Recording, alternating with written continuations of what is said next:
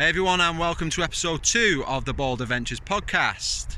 This week I'm going to be sitting down and speaking to Ben Yates. Ben Yates is a UK-based mountain leader. He runs an outdoor adventure company called Summit and Beyond that delivers outdoor experiences and training courses for the general public. He's also done some work with the NHS, setting up a programme to help get people outdoors to improve their mental well-being.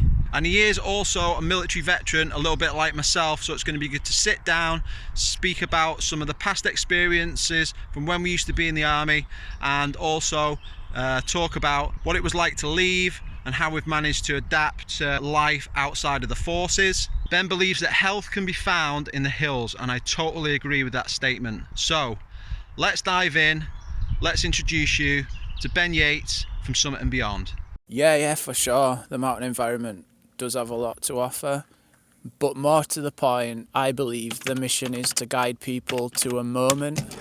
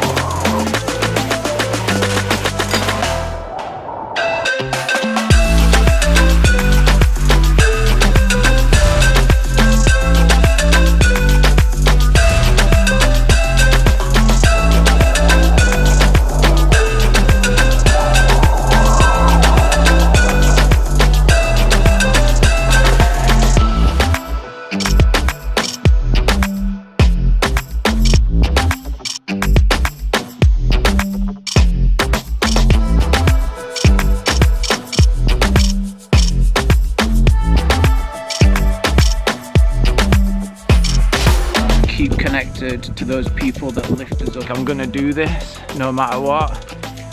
Before you know it, you're focusing on what matters, which is mental health and your physical health.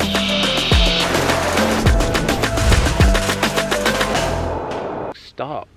Enjoy what you're surrounded by. So, here we are. Ben Yates. Thank you for doing this as well, by the way. No worries. I really appreciate you coming on to the second podcast, and like I said before, it's cool that we've managed to get the second one underway. It must mean that we're going in the right direction anyway. Yeah. Do us a favour, introduce yourself if you would. Let us know a little bit about yourself, what you do, where you're from.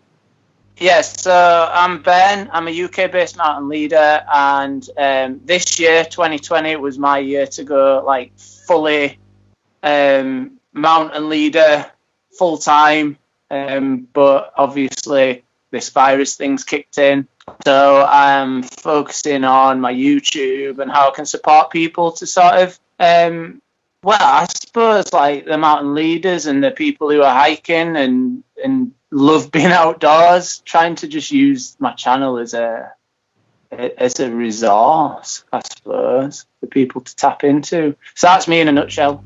Happy days. Well, thanks a lot. And I mean, when we spoke on the phone the other day, I realised that we have a lot more in common than I first thought.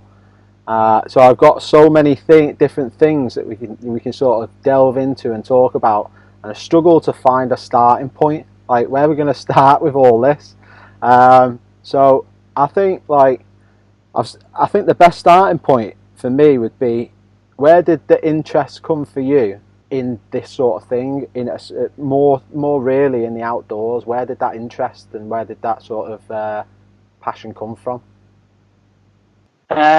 Okay, so when I was young, I'd say maybe 10, 12, my family were quite they all split up. My mum and dad split up. It was a bit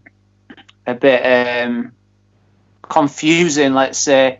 But one thing that did happen that really resonated with me was I remember my dad taking me to the Yorkshire Dales, and like hiking me around the Yorkshire Three Peaks.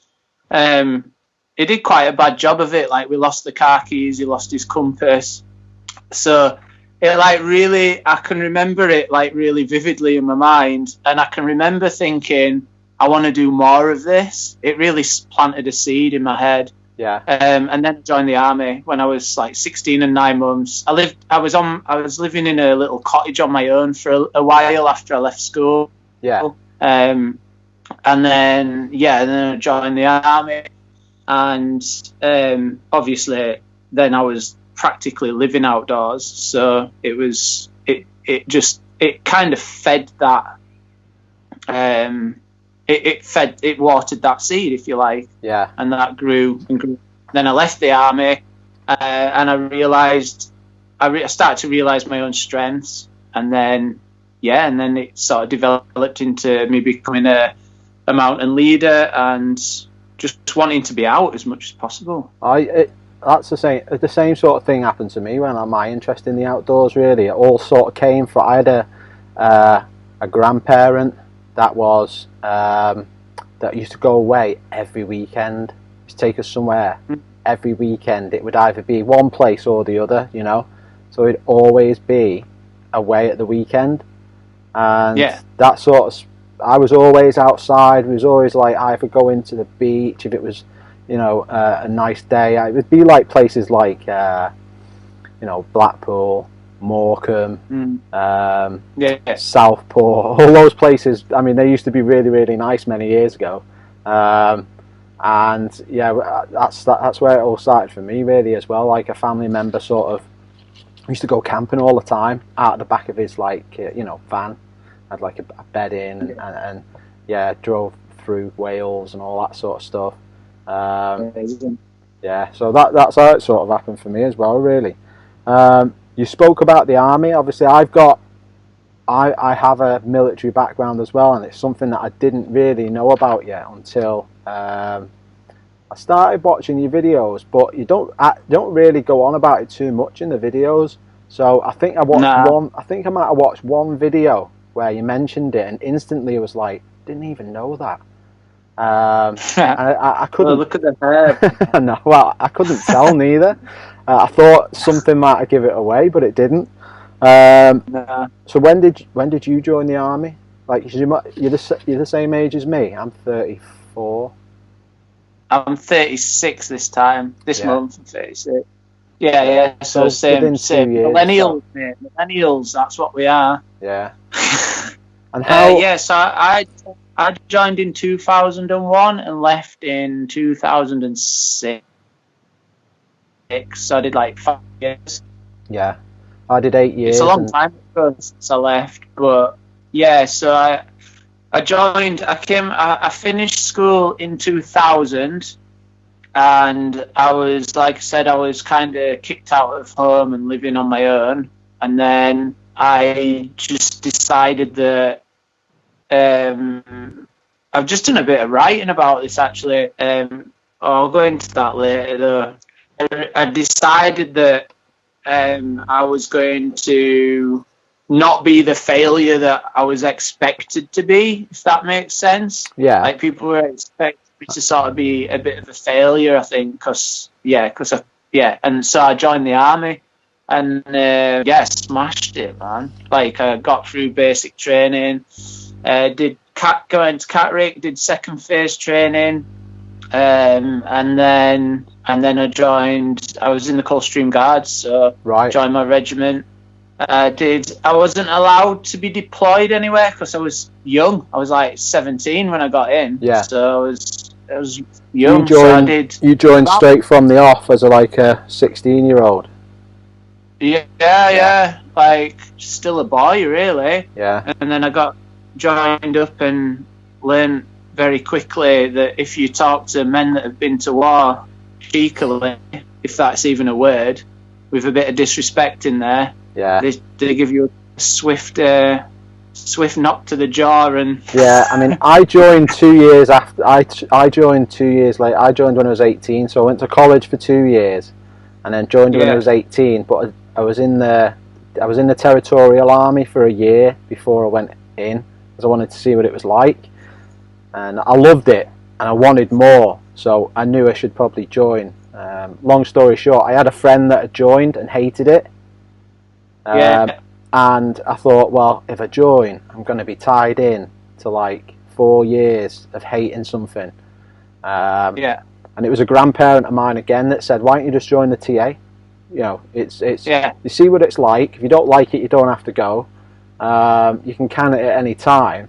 But knowing me, I went. It was all outdoorsy. I was, you know, loved it when we was away for 2 weeks on exercise. So I was like, I should join. So yeah, I ended up joining. And then I again was based for the last 4 years anyway, at least. I was based up at Catterick with the medics out of Gaza Barracks. I got there. I got back from Afghan. What regiment were you? I was I was vehicle mechanic in the REME. So I was part of an LAD that was based in 3 Medical Regiment. Yeah. And we were based at Gaza Barracks, sort of just off the roundabout at the top near the big Tesco's. And our accommodation was in Vimy Barracks, which was like down near the running track somewhere. I know Vimy Barracks, man. We used to cross the road and used to go up to this big, you know, big outdoor area, you know, where they do all the para training and all the Did you ever get to see the Gurkhas training area? No, I don't think so. Mate, that was like we used to see the Gurkhas quite often doing their thing on the drill square. Yeah. They weren't doing drill; they were doing like taekwondo or something. It was insane. Yeah, it's I spent 4 years there and in Catterick, so I know the place as well pretty well. What do you think the main takeaways in the army were for you? Because you did 5 years, I did 8 years, and I've got sort of my own sort of things that I came away from it with. What do you feel like it taught you, or what sort of things did you come away with it from? Because it's different for everyone. So I left, and then they got posted out to Afghanistan. So for a long time, I felt quite guilty.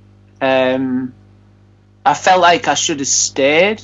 But then at the same time, I was glad to have left. And when I look back now and reflect on it, I'm like, yeah, it was good that you left, because the life that I've led since leaving has been phenomenal.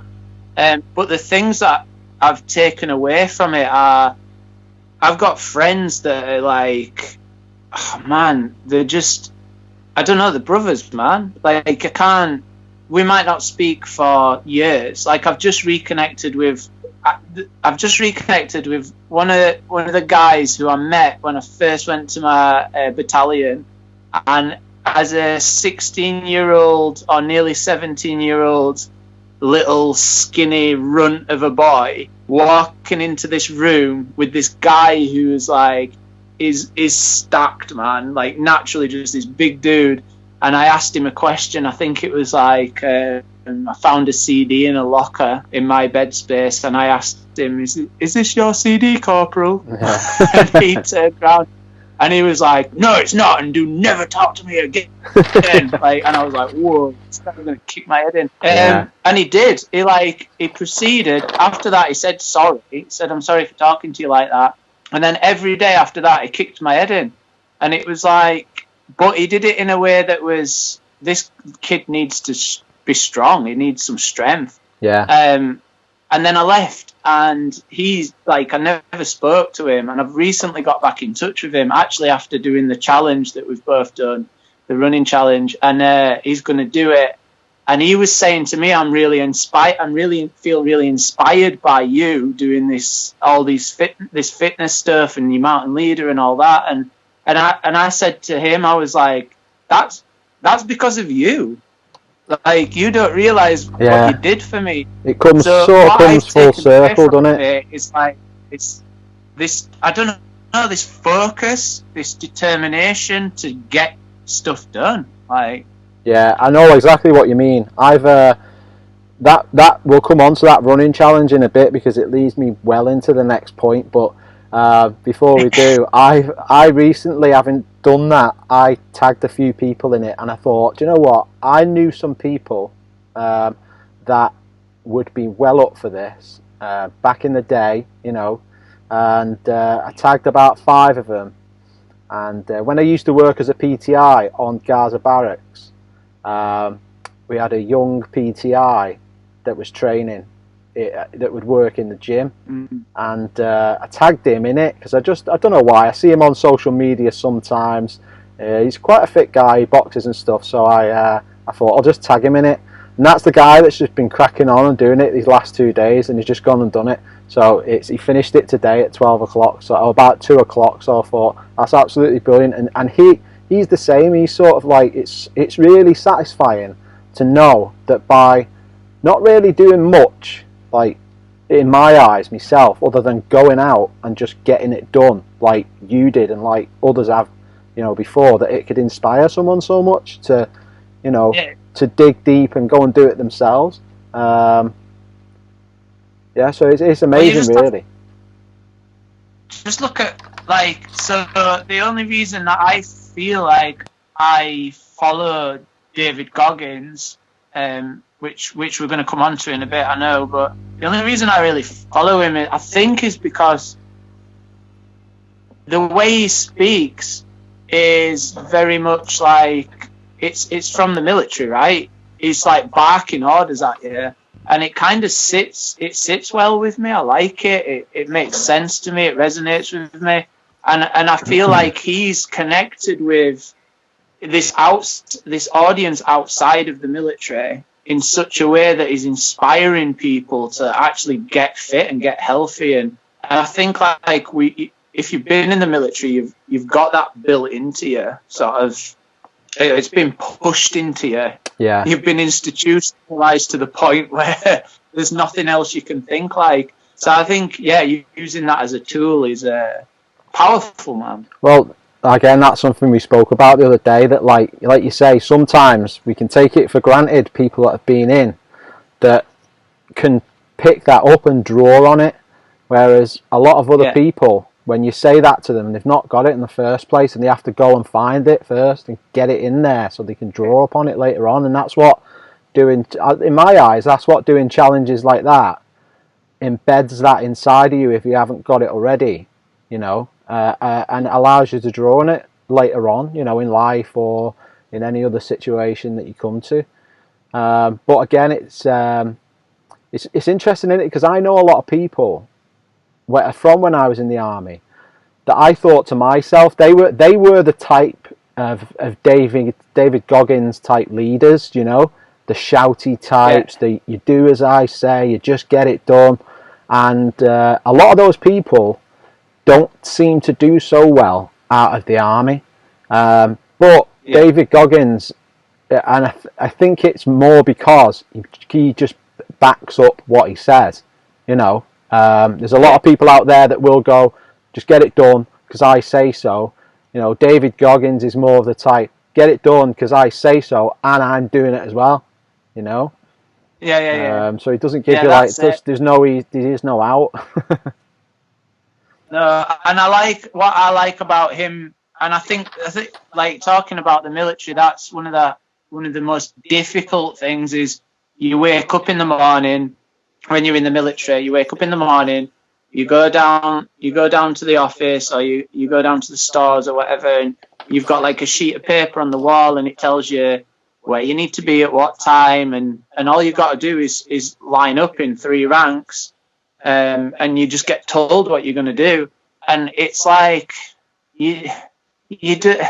And it's not always like that. You have to use your initiative when you're out in the field. Obviously, you've got to use your initiative a lot, but there's procedures and there's drills in place that you just follow, and then when you come out into Civvy Street, that voice that tells you what to do all the time is gone, and you just all of a sudden you're just like, oh, like shit, what am I supposed to do? And you've got to find that voice within your own head that puts you on the right track. Well, just thinking about that, that took a long time. Just thinking about that, what you just said there, it seems that like, because when we start, as soon as you start school and stuff like that, you get that sort of, albeit not as powerful, but you do have that routine, you know, like say you get up for school, you go in, you come out, you know, you go to your class at this time, you take your break for 15 minutes at this time, your lunch is at this time, and you sort of have that whilst you're in school, but once you leave school, unless you choose to, that's gone. You know, and, you know, there's those guys that can carry it on, maybe go into the military or whatever and carry on that sort of regimented lifestyle, and the others just go so far off the beaten path that, you know, it's deemed the point of no return for some of them. You know what I mean? It's crazy. But yeah, let's go on to the running challenge, because it's something that I'm glad I've completed. Popping up, right? Yeah, and I'm glad I've completed it before this. So because I saw you do it, and we'll go into your sort of inspirations for doing it. But mine mainly were just, I'm one of these guys that sees something online, and I'll see someone doing it. They tell me to do it, I'll just do it. And I think again, it's like the mentality thing. I see everything as a challenge. So why did you decide to do it? Ah, man. So I was pretty good about this, actually. I was training for the Joss Naylor Challenge, which starts in Pooley Bridge, sort of the north-eastern part of the Lake District. Would it be that side when I'm looking at the camera now? Anyway, yeah. just don't want to point up to the northwest. But yeah, it starts in Pooley Bridge, and you go down sort of to southwest of the Lake District, so you end up near Westwater. All right. And it's basically like a 48-mile as straight line as you can get across country, all the fells. Yeah.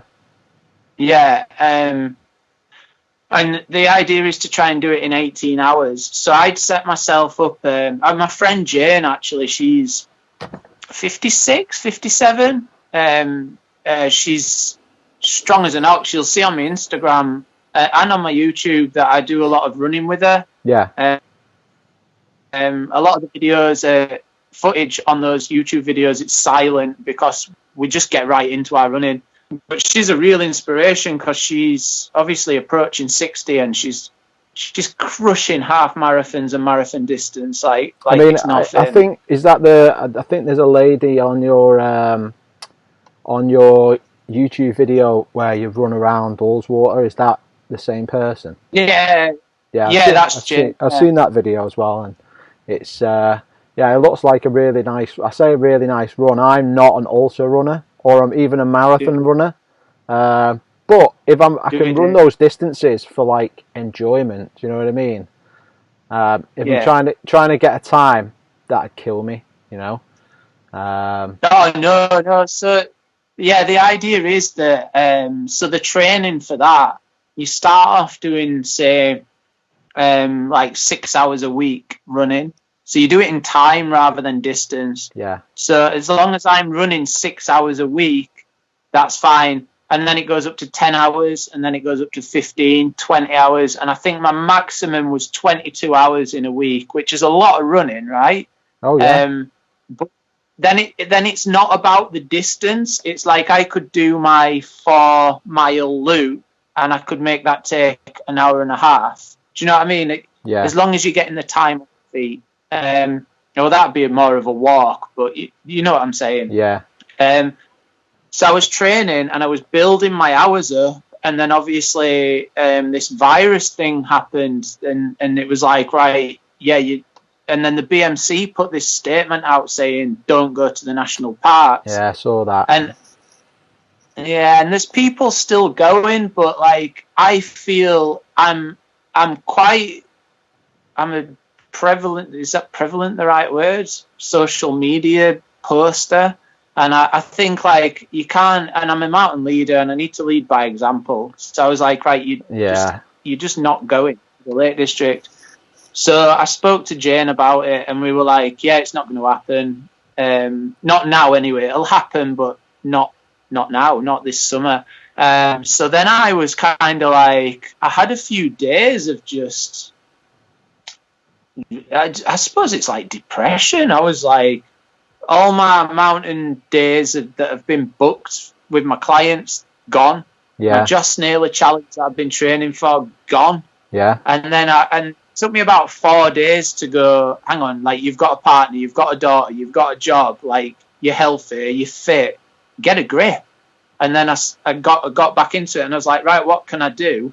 And I was actually at work and my colleague who I was coming onto shift, I work in youth work as a carer. Right. So I'm coming on to shift and he's coming off. And I said, what have you been up to? And he said, I watched the Nomadic Veteran. He's a YouTuber, but he's ex-army and I think he's an ex-marine and he does videos about living in a van, basically. And he said, he's done this challenge. It's called the 4x4x48. And he said, it's absolutely crazy. And so I went, that's David Goggins, right? Sounds like nothing right and when you say 4x4x48. Yeah, but I knew, like, so I'd heard David Goggins talk about this before. So I went, that's David Goggins, right?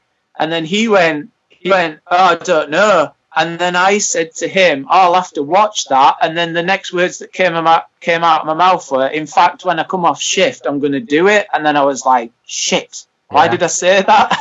Yeah. But I needed it, right? I needed it. Oh, absolutely. Well, you said it because really deep down you wanted to do it. So, have you always been a runner then? Have you always, is that something you've always done? Like, especially like trail running and stuff like that? Because, you know, trail running is a lot harder than normal road running for sure. It's just different, I think. It's a different discipline. As in, like, if you train with trail running or fell running and then you try and do a road marathon, you'll find the road really hard, like really hard.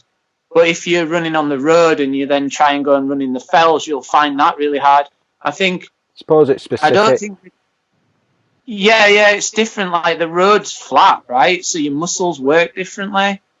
Fells are undulating and you've got to use your core a lot more.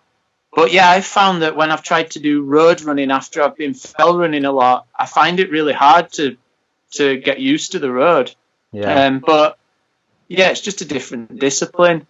But I haven't always done trail running or fell running. I was a rock climber to start with. So yeah, I was out on the rock a lot and I was pursuing that as a career. And I stopped that when I had my daughter. Really, I was like, I don't want to do this anymore. I used to do a lot of that up in Catterick as well because there's a lot of crags up around that sort of area, like up at Brimham Rocks and places like that. Beautiful. Yeah, it was great up there. When I first got to Catterick after a tour of Afghan, my boss, he was a rock climbing instructor. So every single Wednesday, we used to go out. We used to go to Brimham Rocks or Ilkley or somewhere down in Ripon. Armscliff. Yeah, Armscliff. And we'd go all around those places. And he taught me how to lead climb with, like, you know, traditional gear. And then I went and did my rock climbing leader training, and then which is now like a single pitch award. And yeah, I used to take people out as well as a PTI. We used to go and, you know, I used to take him whenever we went to Snowdonia. I could take him on like up to six or 10 people on a single pitch crag or something like that. But so I'm in the process of trying to do all that again, really. Yeah. I loved it. Mine was mainly focused on like indoor climbing, but in my own time I did a lot of lead climbing, a lot of traditional climbing. But yeah, I don't know. I kind of lost the love for it. I think it's because when I had a life, a responsibility of my little daughter, I just started to be like, all right, yeah, maybe I shouldn't be doing this. And I don't even think it was a thought like that. I think it just kind of, that's the way life went. But I am a mountain leader that I was working. You're always working towards it. So I was working, keeping my qualification going, and I just kind of settled into this really nice life of, okay, I like being out here, just hiking in the mountains. There was something that really, I don't know, it sorted my head out, if you like. And then I started to think, oh, hang on, I could turn this into a challenge. And then it was like, let's start running. Yeah. And then, I think I went out with my first proper run, fell run or trail run, was a lad called Rob Tyson. I think he's changed his name now. He's got married and he took his wife's name on. But he took me out and he said, oh, we're going out. It was with a running club in Todmorden. So he said, oh, come out with us. And we ended up doing a half marathon. I was like, what? I was broken, man. But there was something about it that, I don't know, it just got me. And I thought, right, this is it. I'm doing this now. Oh, good job, man. I do enjoy running long distances, but my problem is, because when I was in the army, I used to do a lot of triathlon and cross country and stuff like that, which was always like 5 or 10k. It's just trying to like keep the speed down. You know, it starts to run away with me. I'll do like 2 or 3k, nice and slow, and before I know it, you know, those minutes are coming off the amount of time it takes you to do a k, and by the time you've done 10k, you're in absolute agony. You just go, and that's a little bit like what this challenge was in the beginning, to be honest with you. Yeah. And the first couple of rounds, well too fast, because by the third, my legs were in clip. I cycled home from work. I was like, oh, Emma said to me, my partner, she's like, oh, I'll come and get you if you want. I was like, no, I'll cycle home. It's 25 miles. So I wasn't, in my head, I'd gone, the cycling's separate from the challenge. Yeah. It doesn't count. I'm the same. In reality, I wouldn't have counted it neither.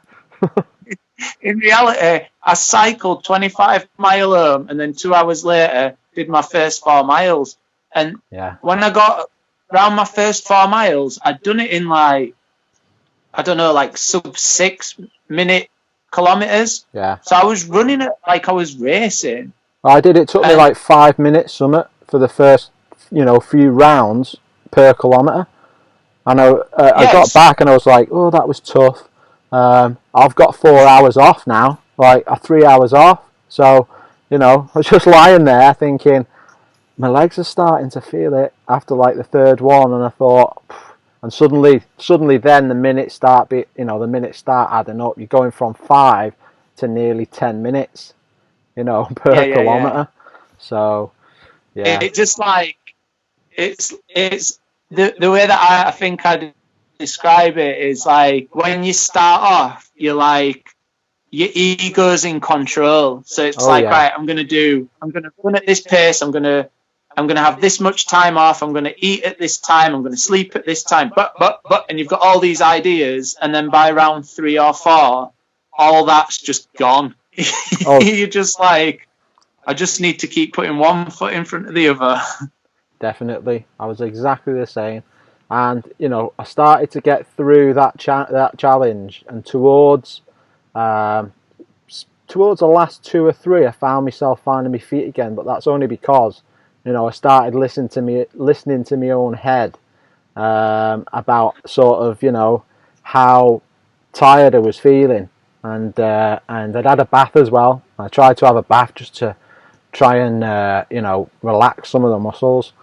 And I've got like this hypervolt thing, which I try and do a bit of percussion therapy, especially before I start, to warm up, because it was too painful to do a proper warm up. So I had this, my percussion gun. I thought, at least if you use that, at least I'm getting the blood, circulating. I just got back, laid down, I'd get back, have some water, have a bit of fruit, have something to eat, so that there was something in there to help recover, some fuel, and then I just lay down and just like literally lay there until it was time to get up again. And then I'd like hobble down the road for a couple of 100 meters, and then there's a hill. And as soon as I hit the hill, it was too painful to try and stop. You know, like what muscles are you? I think you're using like your quads. It's all eccentric movement, and it's much harder running downhill on a normal day, let alone at round 10. I couldn't walk down the hill because it was hurting my quads so much. Yeah. So I'd start doing like a little shuffle run, and then by the time I got to the bottom of the hill, I was in like a full run, and I was like, right, don't stop, just keep going. Yeah. Like an old car that you wind up. I know, yeah. No, it was a good challenge though, and I found it really beneficial. And do you know what? Like I had 2 days off after that, and then I went for a run again, and I felt so good after that challenge. And I also feel great. I've trained every day since, and I feel like nothing can stop me now. Good. Do you know what I mean? And there's just so, and I was a bit like that. If you push me hard enough, I get to that point, anyway. But I'm doing stuff now where even if I'm starting to feel it and think I'm not feeling it at all. Like, it's just my mind. You just keep going, and you get another 10, 15, 20 reps out, no problem. So yeah, it's definitely one to do for anyone that's listening and actually wants to do it, which there's probably not many. It's definitely worth doing just for the experience. But you don't have to do it as a running challenge. You could do it as an anything challenge. Do it walking, or do it biking, or whatever. So if you take the amount of time it takes to run 4 miles, which if you say 45 minutes, right, that's a realistic time when you're tired, when you're fresh, and you're taking it steady, which we obviously don't know how to do because I just run really fast at the start. You do, but 45 minutes. So every 4 hours, spend 45 minutes doing something, cycling, lifting a weight, just something, squats, whatever it is, just do something. It's like you do one running, do one cycling, do whatever. Yeah. It doesn't matter how you do it. I think that started to get to me like later on. The more I went through this challenge, I thought this isn't about, the running. This isn't about the fact you have to walk. It's about having to set your alarm for 3 hours time when you don't want to get up, and get dressed and go outside and do something that you just don't want to do, that is the biggest benefit. There was a moment for me. It was was it number 9, round 9. It was at 4 o'clock in the morning round, the second one on the second day. Yeah, that's 9. Yeah, and or 10, round 9. Yeah, 9 or 10. I started. And yes, I think it's round 9, and I was like, so my alarm went off. No, it was 12 o'clock. It was 12 midnight, I'm pretty sure. Anyway, my alarm went off, and I like picked my phone up, and I looked at my phone, and I thought, why is my alarm going off? And then my brain went, oh, you were supposed to be doing that David Goggins challenge. And then I thought, oh, that was a really good idea. I'll start that probably tomorrow or something. Yeah. So I was kind of half awake, half in a dream state. And I turned my alarm off and threw my phone away and put my head back down. As I put my head back down, I thought, oh, I'm uncomfortable. So I moved, and then I felt the burning in my legs. And then I woke up. I was like, oh no, shit! I need to get up and run. It is. Again, it is. Again, I used to do a lot of this stuff in the army. Since leaving, it's harder and harder, to put yourself through that, and that's been like a factory reset for me. I need to do more of that. Not every week, but you know, every couple of months, something, maybe 4 times a year, just something that makes me physically not want to do it, to where my brain has to say, no, it's got to be done. I think everyone, ultra running, yeah, or challenge running or something like that. It's the key, man. You have to dig deep, man. Like, I really enjoy it. So this challenge for me, at the end of it, when I finished it a couple of days later, because I'd been training anyway, I kind of just felt like, oh, what's next? And so, but when I'm reflecting on it now, I'm thinking, oh, that's good, because I've started another challenge. So I'm doing 100 pull-ups and 100 press-ups every day for 4 weeks. Yeah. And the press-ups I'm finding the press-ups easy, but the pull-ups, man, they're killing me. Same here. I've implemented a lot of push-ups into my training, partly because I've got a sore wrist and I need to get back used to taking weight. And also the pull-ups, because I've got a sore shoulder. Previously tore my shoulder, so I need to build up the rotator cuff strength. But man, like I'm doing the pulls on a TRX because I have no chin-up bar here, so I'm doing like you know, sort of TRX pull-ups, but from a sort of bridged position, like with arms extended, hanging underneath. But man, 10 of those I'm finding harder than 10 press-ups, you know, and I'm doing like, you know, up to the 100 mark, or with the different exercises in between. But the press-ups I can do, the pulling up of the body weight, it's such a movement that's like not used in daily life. You know, we've totally lost. And if I'm saying that, and I train quite a lot, 99% of the population probably, I'd be surprised if they can do one single dead hang pull up. Oh mate, it's like you're using everything. Yeah. Using your car, your legs getting involved, everything's getting involved, man. Yeah. It's such a good all around exercise to do. Yeah. I wanted to move on to your sort of the channel that you've got, that you put out there on YouTube. Ben Yates, Summit and Beyond. It might, you know, for me, I guess I'd probably best describe it as, you know, hiking, advice, insight, well-being, self-development. There's a lot of stuff on there. How would you best describe what you do on your channel? Well, so here's the thing with me. I see myself as a creative person.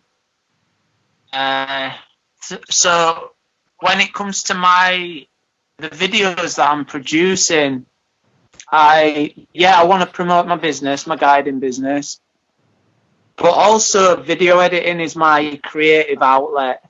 I don't have the best software in the world. I don't have the best cameras, but the actual process of filming and then editing the video it's what I do. It's like, instead of painting or drawing for me. So when I have an idea for a video, that I'll see it through. Do you know what I mean? I'll put the script together. So like, my Pennine Way series. Yeah. Hike from Edale to Tan Hill. That for me was a mixture of things. It was me practicing my skills as well. I suppose there's some mountain leader skills going in there. Not a lot, but a little bit. I suppose like expedition wear was the main thing. There was me just getting out hiking, just being free and sorting my head out. I needed some time to sort my head out. But also I wanted to see if I could film it without the filming being taking up too much of the experience of the hike. And I think I nailed it, because when I got back, I was able to relive my Pennine Way experience over again through the edit, and like sort of show the feeling of each day. So my channel is it's a multi-purpose thing. Like I wanna support people to feel. I want to support people to have good health, both mentally and physically. And I think that comes from being out in nature. For me, it does. But also, I want to help people to learn the skills to go and do that as well. So, try to share the skills that I've got as a mountain leader through my channel. Okay, cool. Well, that gives people a good idea, I think, of what you're all about, what the channel's all about anyway. One thing I want to delve a bit deeper into, a couple of things, but one main thing on the channel is all the well-being type of stuff, because that's something that interests me and has done. I know I've got a fiance, she's all into that as well, and I know how important it is for personal health, well-being, in terms of like what people should be doing. What's your daily practice like that you do that you think that adds value to your life, and what sort of 5 things or key things do you think that if you haven't got a practice, what are the sort of 5 key points that you think everybody should be doing regardless that's going to add value to their life? 5 points? Yeah, so what's your practice, and what 5 sort of things do you think that someone should 100% be doing? So let me just, can I give like a foundation to it? Oh, absolutely, yeah. Right, so I promote getting out into the wild a lot, into nature, and when I take my clients out, what I find is that there's every time pretty much there's a moment where they flick from us talking about life and being in either the past or the future, future aspirations or past things, and reflecting, and then there's boom, wow, look at that view. There's like these moments of presence that happen, and I always, when I set out on my day out, I'm always looking for that moment when they have that moment, if that makes sense, because that for me is worth more than anything. Like, I'm like, wow, there it is. Like, and I try to capture that sometimes on a photograph, or I try to capture it and then remind them later on, do you remember this point, blah, blah, blah. Yeah. Anyway, I think that moment can be achieved. You don't need to go to the mountains for it. You don't need for some crazy pandemic to happen, or for you don't need like an abrupt thing to happen for you to be present. I think you can achieve that through a daily practice. I think you can achieve that through through being mindful. So my daily practice, where I feel if I don't do this, which I've been guilty of in the last week or so at work, I've been going on shift, I've been coming back off shift like a little bit stressed, and it's where I should be doing it, and then I'll like slip up, and I find that my days merge into these like confusing moments of time, and so I'm back into it now, and I go through these waves of doing it and not doing it, and then reminding myself you've got to get back onto it. Nobody's perfect, that's being human though, isn't it? Yeah. But my 5 things that if I can achieve these things, on like my first 3 things are the most important. So get up and do some exercise, which is like get your body moving, get your blood flowing. It means you'll drink this without even you'll just drink water, and it'll just happen. So that's my first thing: water, exercise.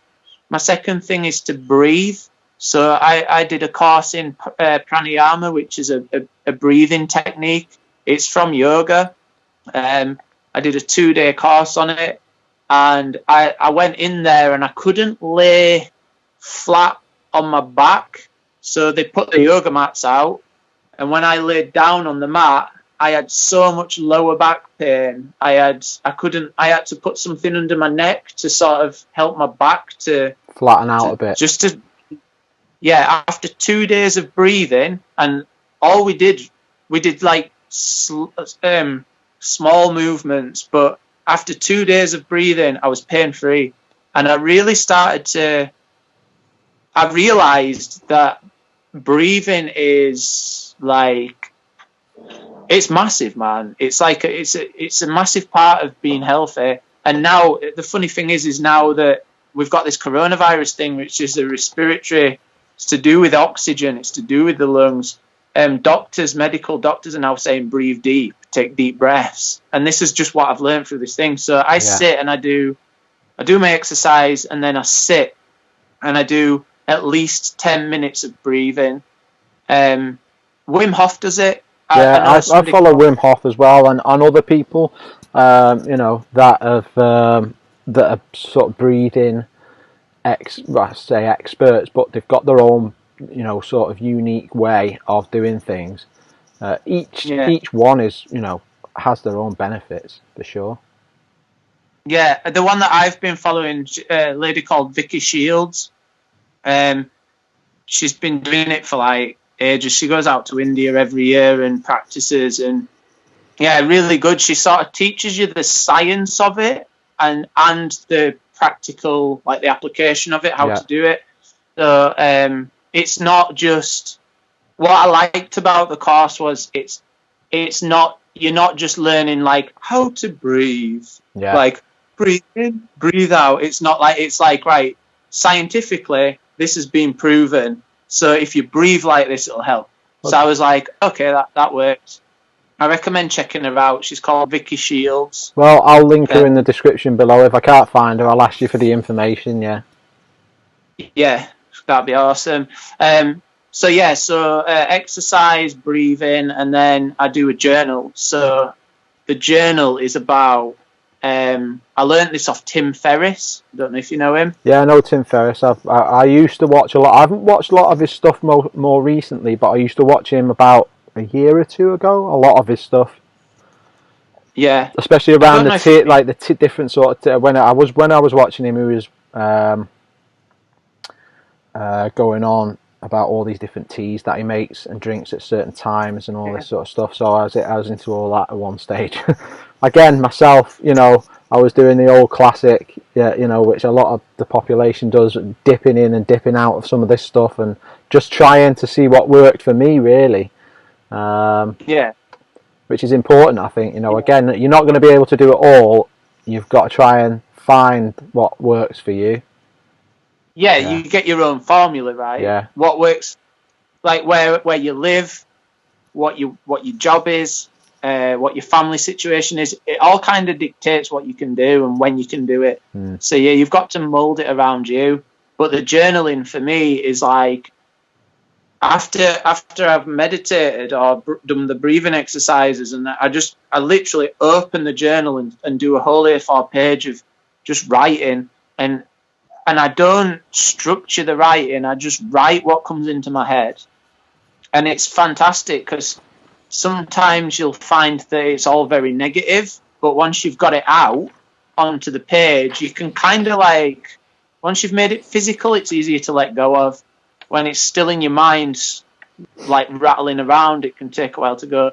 So journal that, and a lot of the time that helps me to create my next video, if you like. So exercise, breathing, journaling, and then I like to do something creative. So like have a creative outlet, which is for me is video editing. Yeah, sometimes this or making stuff. Yeah. I just love. I think it's really important to have that, is to have something creative to do, and that could look like anything. Like it could be, I don't know, paper mache. You could be doing puzzles or crosswords or anything. It's challenging you. It's challenging your brain, or it's making you think about something. Again, I'd love to delve a little bit. Again, I want to delve a little bit deeper because you've just reminded me of something that I watched only last night, and I know you follow the same guy as well, and I watched it on his platform. It was on London Real with Brian Rose, and during this whole coronavirus pandemic, instead of doing the physical interviews, he has still been doing podcasts, but they've been sort of at a distance, social distancing, so over Skype and stuff like that. and he was speaking to a guy yesterday, and I can't remember his name, but it's one of his most recent videos. The guy's a doctor, and he used to be in the movie called The Secret. Okay, yeah, Have you seen the movie called The Secret? I've read the book, man. You've read the book, but that's based pretty much on the movie, and like you say, it's about finding like the right person and all this, finding love or becoming successful or whatever else. And he was talking yesterday, and something really, really stuck out, because I do have a daily practice. I train every day. I don't necessarily do them all in the morning or night, or try and get them done when I can in a day. I have specific things that I do, but something he said yesterday just was quite powerful, and it was about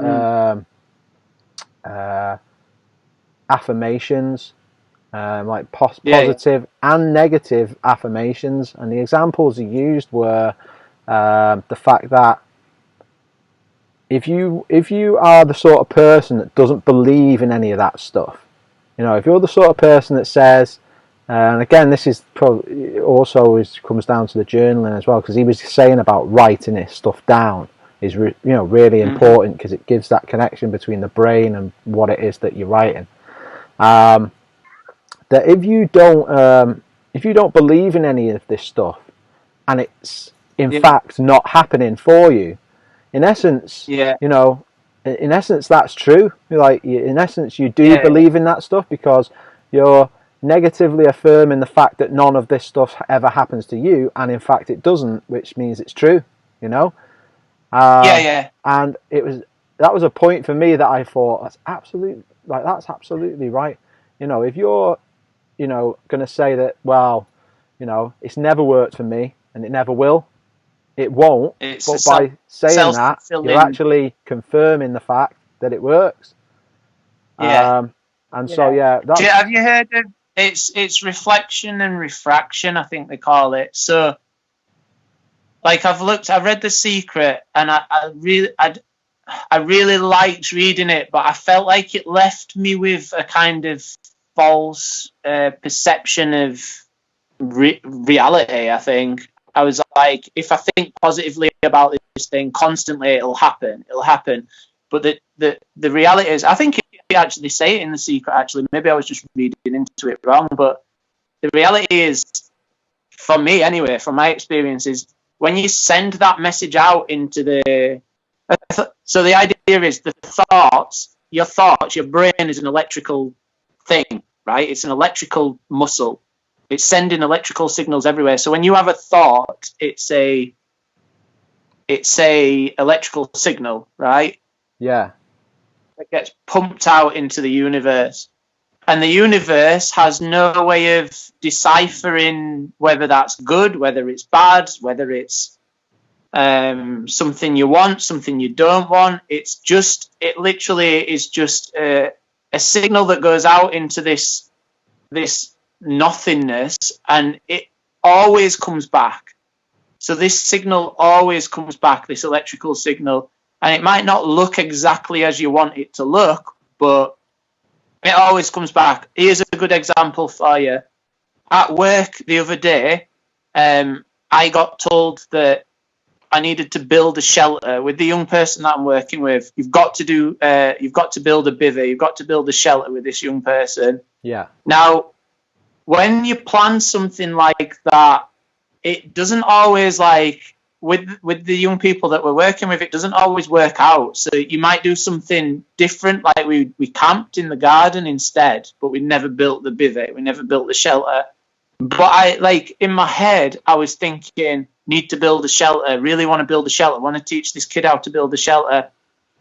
Funny thing, the next, 2 days later, I get home, I'm out in the garden, I'm doing some gardening, I look up and my partner's building my daughter a shelter, and I just laughed, because I'm like, oh, holy crap, man, it's just happening right in front of my eyes. And that's the sort of thing he was exactly talking about. And what he was saying, and I'll just mention his name, because I just had to have a look for it then, because I think it's really important. His name's Dr. Joe Vitale. And he was also saying something along those lines too, that you need to be careful because the universe is working at the same time as you, and it's listening. It reacts to what it is, to everything that everybody says. And, you know, by you thinking of all that stuff about the shelter and this and that, somewhere along the line, the universe is working its way to try and meet you somewhere. And when that happens, you find yourself in a situation where you go home and your missus is building a shelter for your young kid. But it also works on the opposite, you know, side of the coin, where, you know, the universe can work in negative ways just as it can in positive ways, and it's mainly based on your thoughts. The example that's used in The Secret is somebody who's thinking like, I'm fat, I need to lose weight. I'm fat, I need to lose weight. They're thinking, I'm fat. That's what they're thinking about themselves. Yeah. And the need to lose weight comes second to the being overweight. So they're never going to lose the weight. But as soon as you start thinking, I exercise and I like exercise and I love eating healthy, as soon as you start thinking like that, all of a sudden being overweight doesn't matter anymore because you're healthy and you exercise. And then the byproduct of that is you lose weight. Well, that's it. And I think that with everything that you do in life, like, that's what you've got to look at it like. So for me, being a full-time mountain leader is, and having Summit and Beyond, having the channel, the YouTube channel, having my social media, it's like I want to support people to live a healthier life, but then I also want that to be my life. I want that to be what I do, and I suppose the byproduct of that is that I get to go to the mountains a lot, because that's really, like, I love being out in the mountains. I just love it. So yeah, I think you've just got to. Also, I think what's really important is the people that you surround yourself with. So if you're, I think this is probably covered in The Secret as well. It's a long time since I read it, but if you, Tony Robbins, the guy who does all the NLP stuff, he talks about this. If you surround yourself, if you think about the 5 people who you spend the most time with, I think he says you are the sum of the 5 people that you spend the most time with. Yeah, exactly. Yeah. So if you're surrounding yourself with 3 people who talk about doom and gloom and fighting and negative things, and they're always getting drunk, and then you essentially, and you've got 2 positive people, those 3 people are going to drown out the noise of the positive vibes. So you've got to try and really focus in on the people that you want to be connected to, or the people that help you propel you forward towards that that lifestyle or that dream that you've got for yourself, I suppose. Another thing you mentioned yesterday as well, which again, you know, is prevalent for me, is you know, I do a lot of stuff alone, you know, on my own. I'm quite happy to be on my own and get stuff done. The YouTube things help me personally to, like, reach out to people, which is great. But another thing he said that really resonated with me yesterday, this Dr. Joe Vital, was you can only get to a certain level on your own. You'll never get to your end goal or your sort of the best you can possibly be on your own. It won't happen. You need to have those 5 people or more or less people. You have to be around people, you know, to get there. You can't do it on your own. My 5th thing, by the way, so I had exercise. What did I have? Exercise, breathing, journaling, something creative. My 5th thing is reading, so this fits in with that. It fits in with the next point as well, so that's handy. I've just started reading this book. I say started reading it. I started reading it days ago, and I say reading, I listen. more than I actually read words. But I keep rewinding chapters because it's called The Science of Storytelling, and it's by a guy called Will Storr. And he talks about, he does a lot of ghostwriting for famous people, but he breaks storytelling down and the psychology of it. And he goes into this thing called, I've got it written down, hang on. So it's called the sacred flaw, right? Yeah. And the idea is that if you can, when you're writing about a character, if you can find their sacred flaw, you can then write a beautiful story. Because without that sacred flaw, without understanding it, you would never be able to like capture people's imagination. And it's really interesting because as you're listening to the book, you start to think about yourself as a character and your past, and then you start to look for your sacred flaw. It's phenomenal, man. It's pretty clever. It's really, really cool. I've written it down. I was actually the next. Do you know what? Give me the details because after this, because I'll put it in the description again below. Because one of the next questions that I had was, outside of those 5 things that you do, I was going to say, give us a book or a podcast that you're listening to right now, or both. So you've already given us a book, which is that one. So I will get that and I'll link it in the comments. But what are you listening to as well? What sort of things are you listening to inspire you on a daily basis? Okay. I pick and choose, man. Like, I listened to a lot of London Real, and then I kind of stopped listening to him as much because he was podcasting a few people that I was like, I don't really want those messages putting into my head.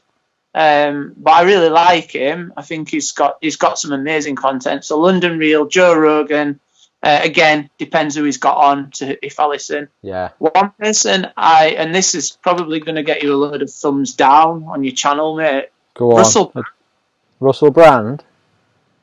Yeah, Russell Brand, man. Like, I have listened to 1 or 2 podcasts as well myself before, and whilst, there's a big percentage of stuff that Russell Brand comes out with, like you say, it's controversial, but, at the end of the day, there's some gold in there.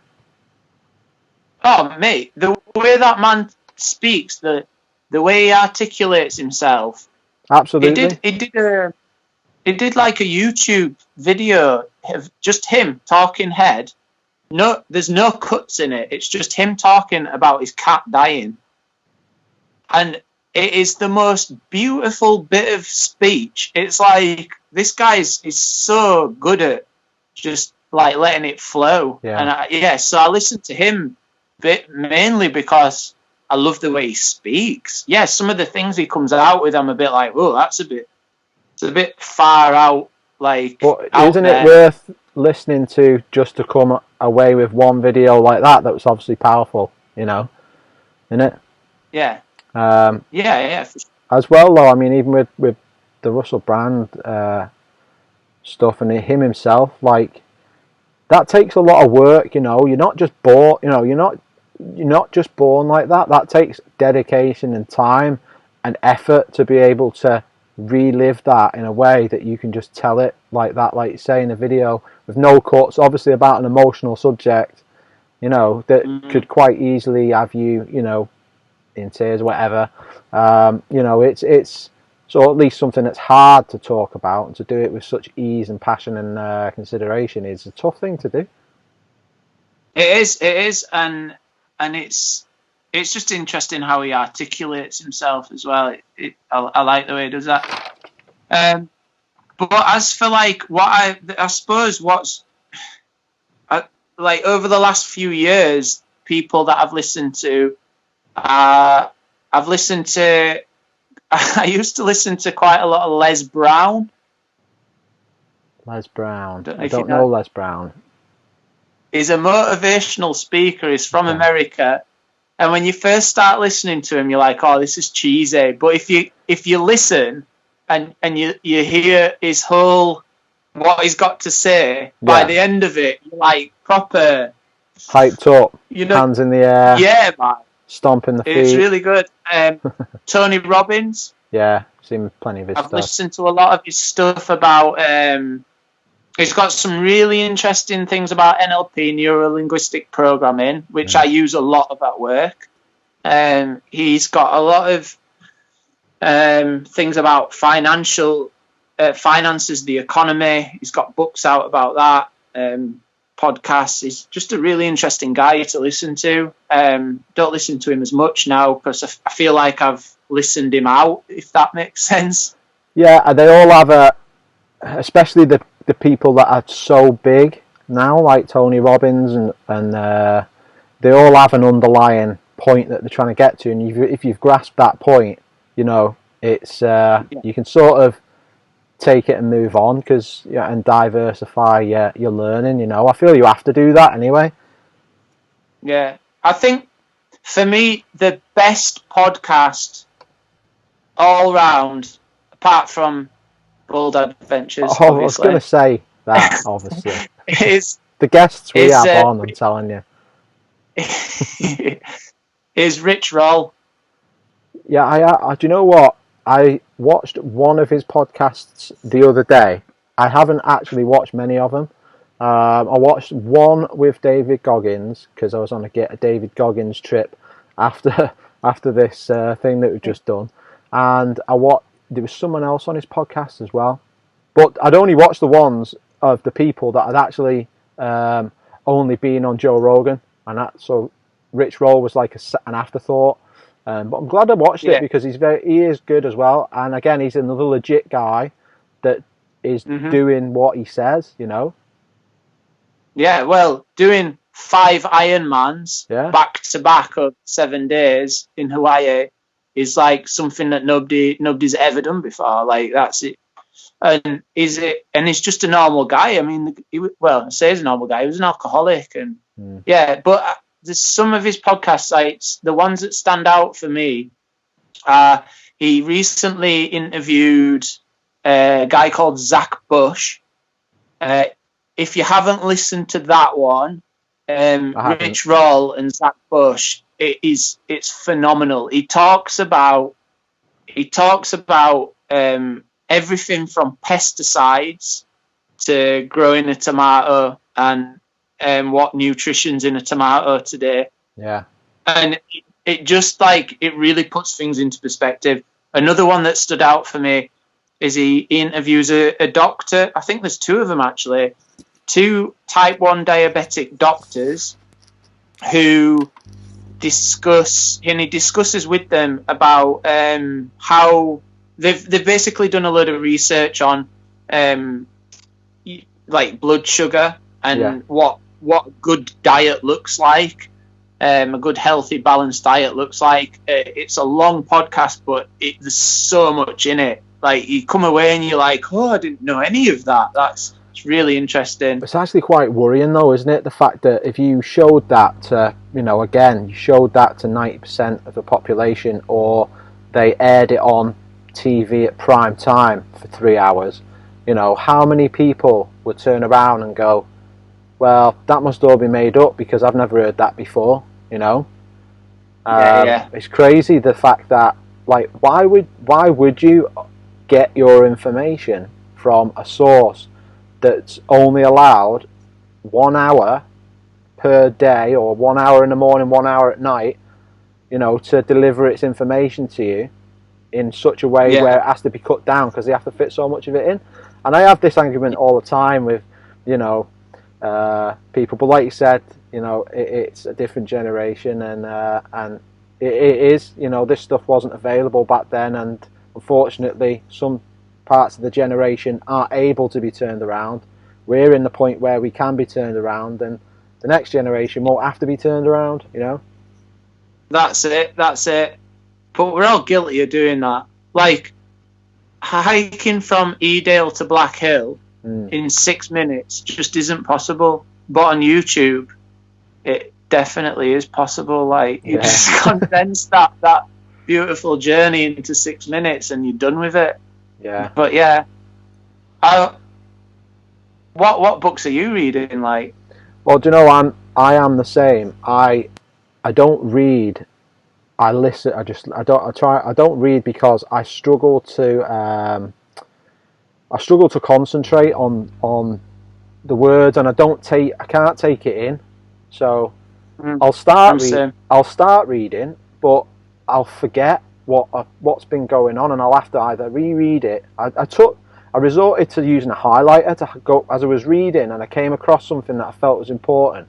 I'd highlight it and I'd carry on, and then if I started to forget what was going on, I'd go back and I'd just look at the highlighted bits, because they were obviously the important bits that I'd highlighted at the time. But I find, like I say, it is very for me. It's very time consuming. Whereas other people can just pick up a book and go through it in a day. For me, I can't do it. Whereas listening to podcasts, I like someone to tell me like what it is, and then I can digest it. And I said this to my fiance, not just yesterday. I told her that again. I said I listen to lots of podcasts, but sometimes I'll listen to the same podcast 3 hours long, 3 times in a row. That's 9 hours of time. But by the time I come away from that podcast, I'll only do it with something that I'm actually interested in. But I'll come away knowing that I can then go to somebody and explain it properly. I don't want to like you say, get the information in a 10-minute snippet and think I can go and pass that information on, and then someone else passes it on in a 10-minute snippet, and someone else passes it on in a 10-minute snippet. That's just not how it works. But the last book that I did read was 7 Reasons to Come Off. It was either 7 Reasons or 10 Reasons to Come Off Social Media Right Now.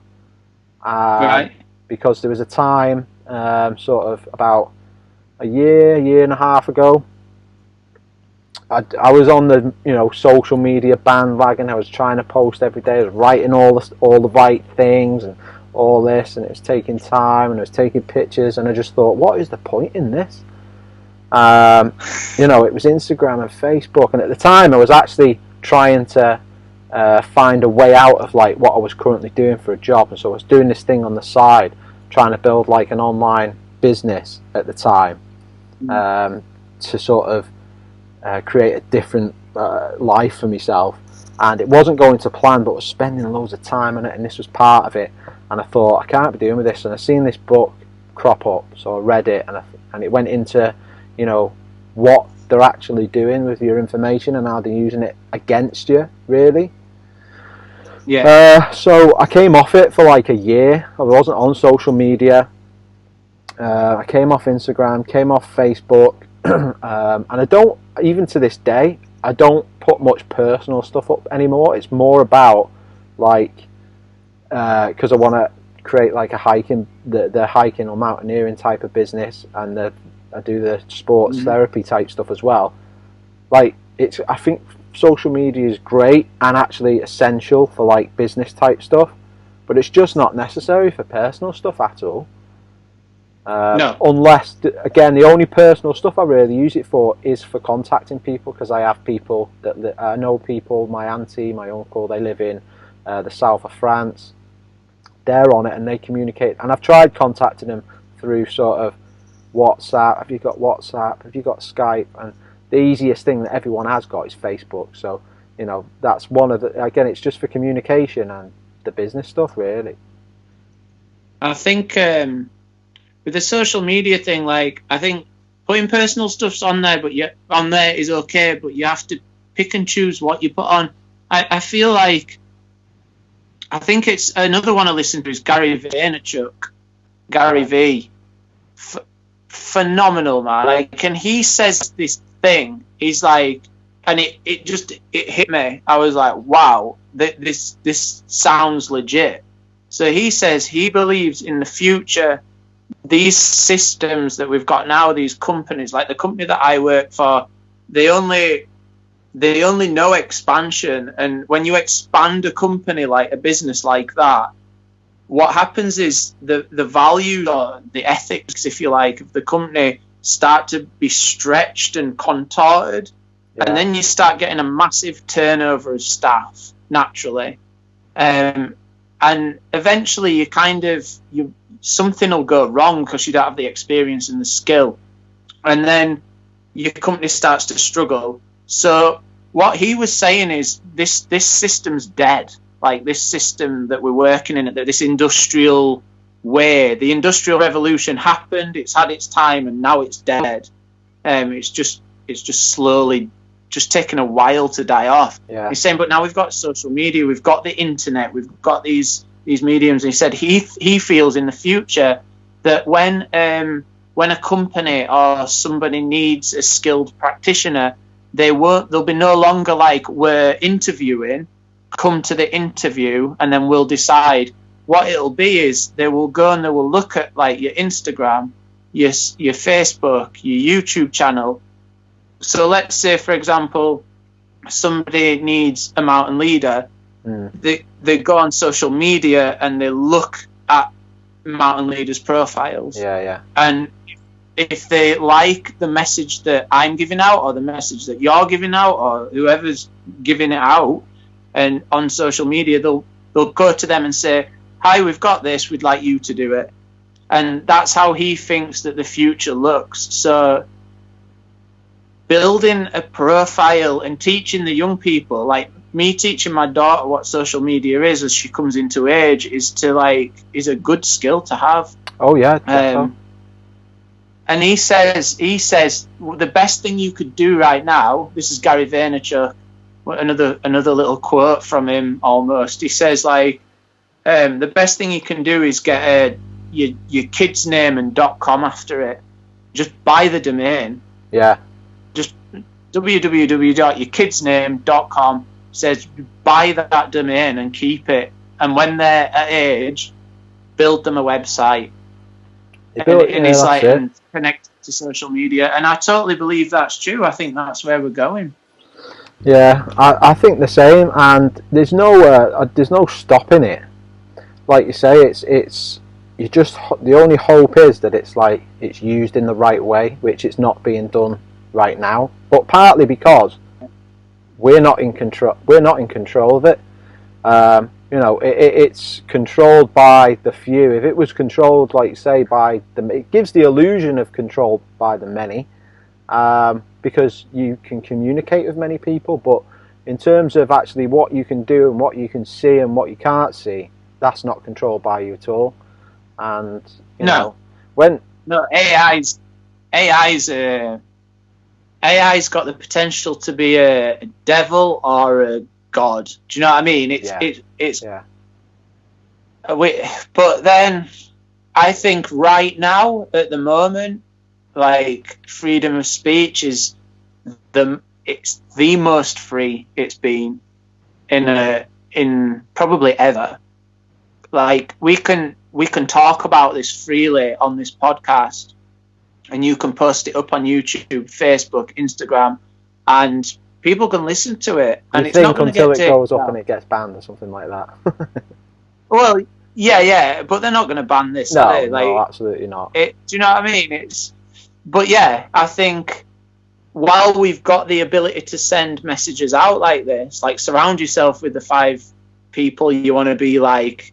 I don't know. Think about your social media in a business-like manner rather than putting your dirty washing on there for everybody to see. Yeah.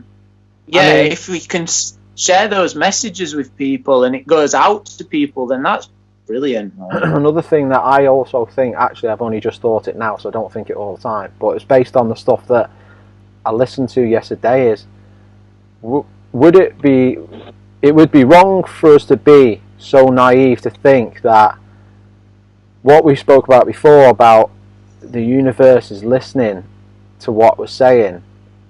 If we think it's not listening to what we're doing and putting out there and the thought processes and all this, completely wrong. The messages that should be putting out there should be messages of positivity. Do you know what I mean? This is why I'm like, when London Real interviews David Icke, I'm like, dude, stop talking, man, because this guy he's projecting this thing out there that's, we don't know if it's real. he's projecting this thing out there and I'm just like, nah. I'm like, the thing is, we'll never know. Talking about, I understand the theory and I get it, but dude, stop making other people think like that all the time too. It is influential. That's the thing, and you know, it's the fact is, we'll never know. Like, we'll never know. So you can't worry about something. You can't really worry about something that you are never going to know. They're not going to turn around one day and go, right, Ben, do you know what? I think it's about time you knew. It's not going to happen. It's not going to happen ever. I got somebody actually said to me not long back. It was about 5G. I mean, I don't want to get into it, but basically they said it's all a part of the script, Ben. And I went, hang on, who gave you the script? Why haven't I seen the script? But I also, want to read the script. If there is a script, you don't have to stick to the script. You know, just change the script. We've all got our own script, so we just change the script. If you're not happy with it, change the script. Or stop pretending there's a bloody script, and just get on with your life. Absolutely. Well, that's what we're trying to do. Yeah, that's the thing. Another thing I wanted to talk about. I know we've been on for quite a while. Have you got time to keep going, or? Yeah. My partner's doing really well. She's keeping the beast contained, like the little 5-year-old monster. I wanted to delve into your Summit and Beyond, the mountain leader stuff, the hiking stuff and the stuff you do with people. I wanted to talk a little bit about what do you enjoy about it the most, and also a little bit about the stuff you've done in the past in regards to running this program. You know, to do in the NHS, how that came about, and like, what did they think they were hoping to achieve through that? Yeah. Okay. So it started with the NHS. Yeah. So I left the Summit and Beyond started through that. Yeah. Yeah, it was actually called the Summit Project, but after I left the army, I felt like, you'll know the feeling, like this urge I needed to do something more. So I went out to South Africa, and I have that urge every day. Yeah. And I out there, I didn't do the conventional thing of going and staying in a gated village with a volunteer group and then go out and do the project. I just went and lived in a township, and I just learned how to get on as a South African while I was there, and I worked in a hospice and obviously voluntary. But while I was out there, I had this urge to, like, I really wanted to, because I was experiencing people dying of AIDS like every day, and I was like, it's the young people, it's education. If these young people had a better education about drugs, about the ARVs, about how to live healthy, they would have a better chance of surviving. But my time there was obviously short-lived, and then I came home, and when I came home, I was like, I realised my eyes were open, and I could see that actually we need education in this country too. So I went to uni and started studying youth and community work, so that I could get into youth work and educate young people how to support them to live healthy. And while I was doing that, obviously I'd already started my outdoors qualifications. I was going for my mountain leader assessment. I was already qualified to do indoor climbing sessions. I think it was like my third year in uni, I got this freelance gig at Huddersfield Climbing Wall. And I went along, and it was a group from the NHS, and they were funded by creative minds to do this climbing session. And I just randomly got put on this climbing session, and since I'd got back from South Africa and been studying at uni, I'd written out this, I suppose it was like an idea, an approach to a climbing session that could take somebody from take somebody from being anxious, I suppose, and or not educated about something, and then through using the climbing and being outside in the mountains, the communications, the trust that we need when you've got a leader or you've got somebody belaying you climbing, all these different aspects, all these skills that we learn as climbers and mountaineers, I started using those and then adapting it and evolving it into this session that could help mental health. And then I just landed this freelance. It just happened. I just landed this freelance session, and the NHS, the service users that came in were all living with early stage psychosis. So they were like fresh out of hospital. A lot of them had been sectioned and they were on medication. And to cut a long story short, the climbing wall and the support workers had a massive fallout. Yeah. And they were like, we're going to leave, we're not coming back. And in that moment, I sort of went, can I run your climbing session for you? I've got this proposal. Yeah. And I gave them my idea, and they took it to Creative Minds. And the next thing, it was like 3 months later, I got a letter through the post, and it was like, we'd like to take you up on your offer. We've got this much funding. Let's go. And I was like, oh, it's happening. Yeah. So I got funded a load of money, and I ran a course. And the proposal was that I would take into, like, it was a big proposal, but the essence of it was, I will take somebody out of hospital with early stage psychosis, like they'll come out of hospital to my session. I will start instructing them, and then by the end of the 3-year period, they will be a fully qualified climbing instructor. Yeah. And then they can take on that session as a volunteer, or make it sustainable. Yeah. How long did that go on for, from the point they came to you? Were they with you for like quite a while? 3 years. So quite a long time. So yeah, 3 years, and it was amazing, man. Like, I didn't know what I was actually doing. I kind of did, but I was just on the fly, like making these therapies up as I went, and I just saw people like. I mean, using the outdoors as a foundation is an amazing thing. So I saw one guy. He was, when he came into the climbing session for the first time, he wore a hat that covered his eyes. He wore a big jacket with a fur thing around here. You could barely see him. He wouldn't speak. He was a big lad. And he wouldn't go very high on the wall. And then we started getting him out into the mountains, and we did a weekend in North Wales, and I took them out and I did this sensory game with them where I cover their eyes up or the ears. So half of the group have their eyes covered and half the group have their ears covered. And then I get them to write. Obviously, the guys with their eyes, they can lift the blindfold up to write. So I got them to sit for like 10 minutes and just write down what they could see or hear. And this guy was just seeing, so he had his ears and he had this thing down. And then we put the pieces of paper together, and I packed them, and we just carried on through the day. We found somewhere really nice to sit. And then I said to them, does anybody fancy reading out the thing that they wrote earlier? And he put his hand up. So we were all like, oh, this guy never speaks. Like, He speaks. He says hello. He says goodbye.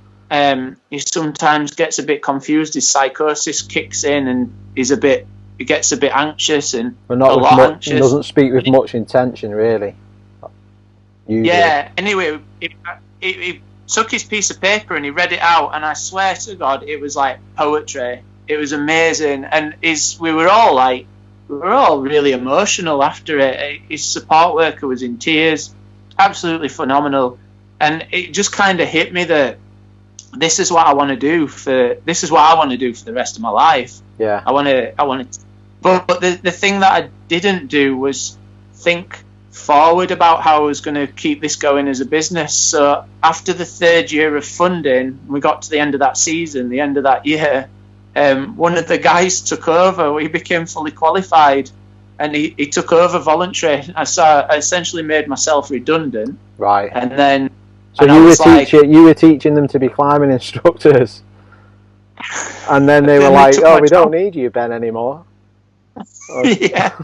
So, and then I was like, idiot. I did get offered. Oh. Creative Minds did offer me a massive thing. They offered me. So I was doing Calderdale. They offered me Kirklees and Barnsley, which is massive. And I basically didn't have the experience or the guts, I think, to go, yeah, I'll do that. So I backed away from it. And that project, we won an award. We won the NHS Award of Excellence for it. But that project was called the Summit Project. So I remember it clearly. I was in the shower when I lived in Todmorden, and I was thinking, what's next? I was like racking my brains, what's next? And I was thinking about the Summit Project, and then I was like, well, it's got to be Summit and beyond, doesn't it? Like, it's not just about going up. Yeah, it's not just about going up the mountains. It's about mental health. It's about living it's about constantly working to achieve that lifestyle that you see yourself living. Yeah. So yeah, and then slowly but surely, it's been through a lot of change. There was a moment there for about a year where I was posting up me crocheting hats on Summit and Beyond. Yeah, I was meant to mention this before, actually, under Summit Creative or something like that. What's Woven Spirit? Is that like something to do with the clothing brand, like hats and stuff, and scarves and that, hiking hats? Yeah, so my partner, if you can hear screaming, that's my daughter refusing to probably like get out the bath or something. No, that's right. But anyway, she's all good. So my partner, what year would it have been? I can't remember what year it was, but she started getting sick, and we didn't know what it was. She started going a little bit crazy and losing lots of weight. And I say crazy because I was saying like, Emma, you're losing weight like rapidly. What's going on? And she was like, no, I'm fine. She was eating. Wait, come on. Anyway, she ended up getting diagnosed with Graves' disease, which is a hyperthyroid condition. So thyroid was working overkill. All the time, yeah. So we went into hospital. She had to have her thyroid removed. So she had an operation. She got a scar on her neck, and as they were removing it, they found a big lump of cancer on there. So she had thyroid cancer. She's fine now. She's just recently. It's been a few years now, so she's just recently sort of come out of remission, if you like. She's been clear for enough time. She just goes for a checkup once a year now. Oh, that's good. But during that time there was like a long time between her getting diagnosed with Graves' disease and having her thyroid out. It was like a really confusing period of time. And during that time, she was weak.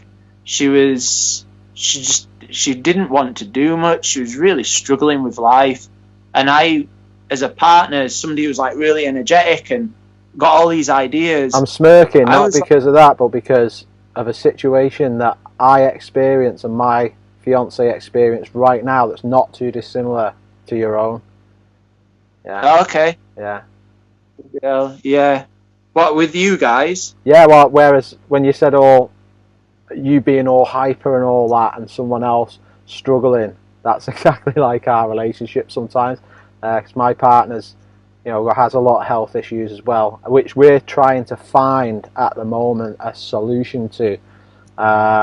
With quite great difficulty because, the support that you get from, these big organisations like, unfortunately, the NHS and the doctors and whatnot, it's more of a one-size-fits-all approach, and, we're way beyond that now, and then it starts to get harder to find, the information that you need. Yeah. But sorry, I interrupted a little bit there because it reminded me. No, but it's so true, man. Like we feel like we were so confused about it at the start.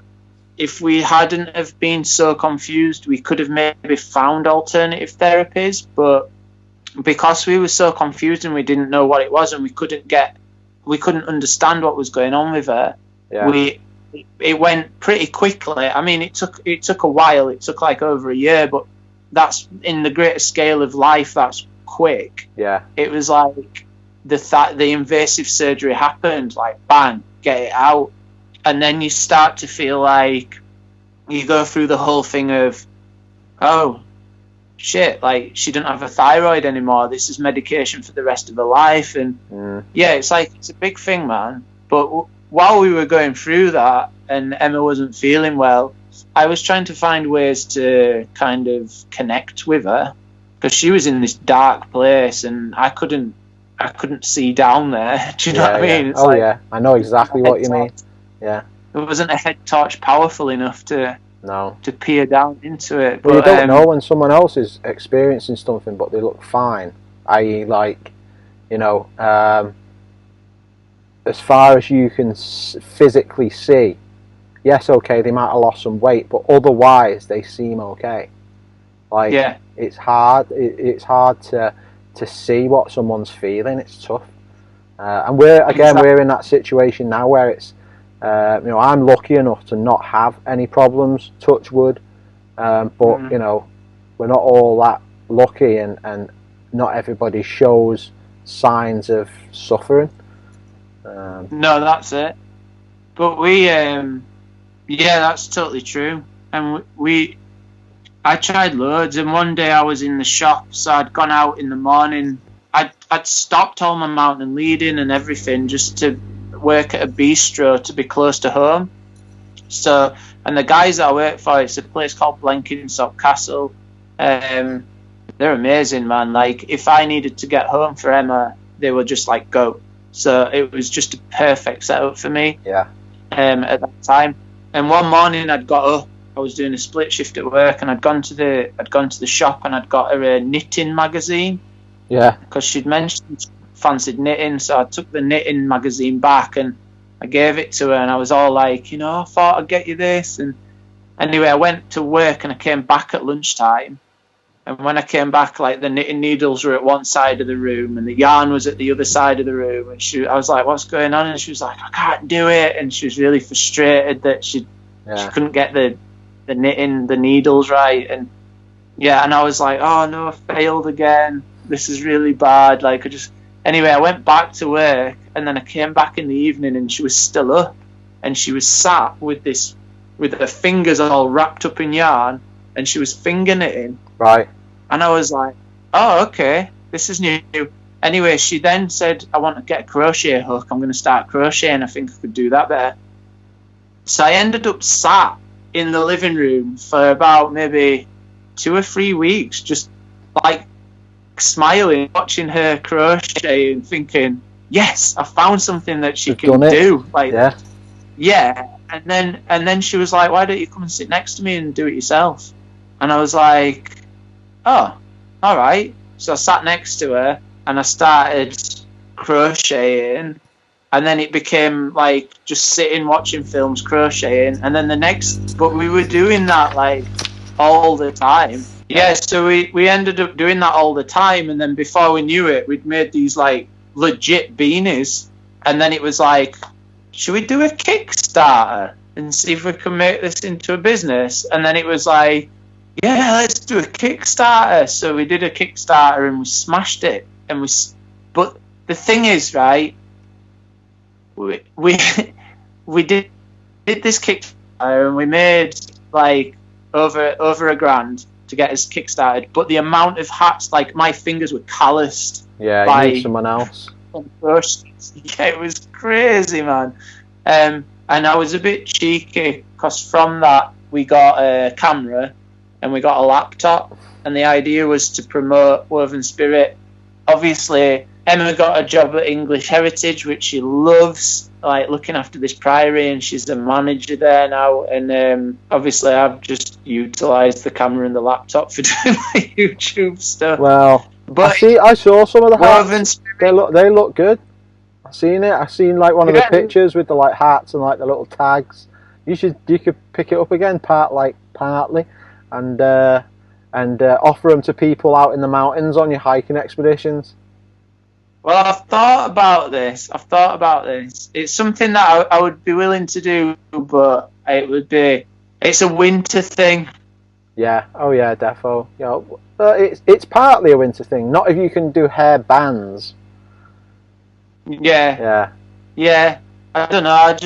I struggle now to sit. Yeah. I know exactly what you mean. There's some cool people out there. There's a guy called oh God, what's his name now? Anyway, there's a guy out in Boston in America.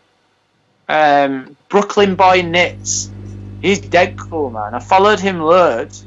He's like sat on the train in Brooklyn and he's knitting. So yeah, that's what Woven Spirit was. It was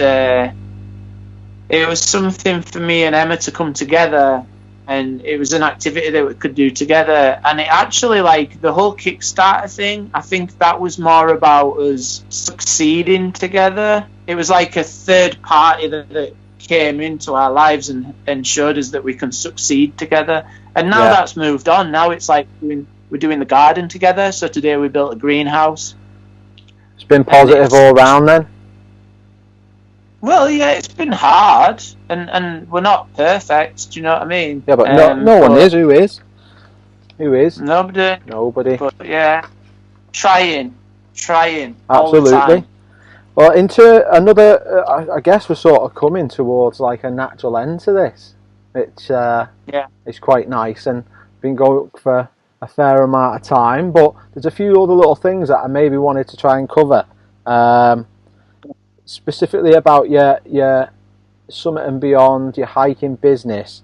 What, in your eyes, if someone was to want to start doing this, start getting, not just getting into the outdoors, but also making it work for them as either an alternate career, a part-time career, because I see it all the time online.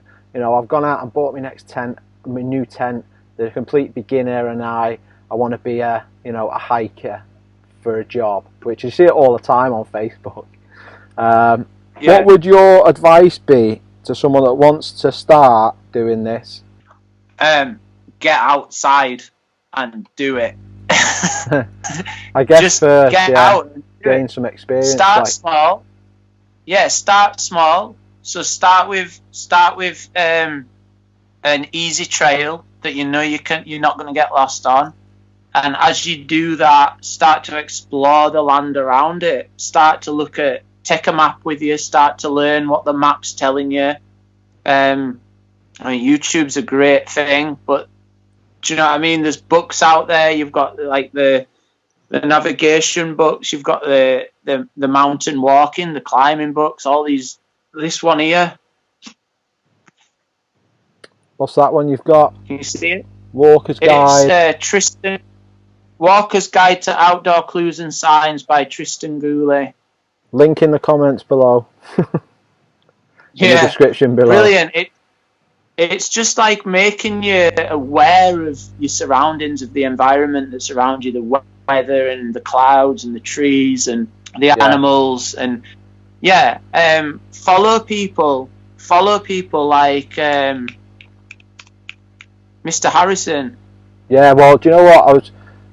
As you were speaking then, I was thinking of what I was going to say next, and that was one of those things where I was also thinking that same thing just as you were.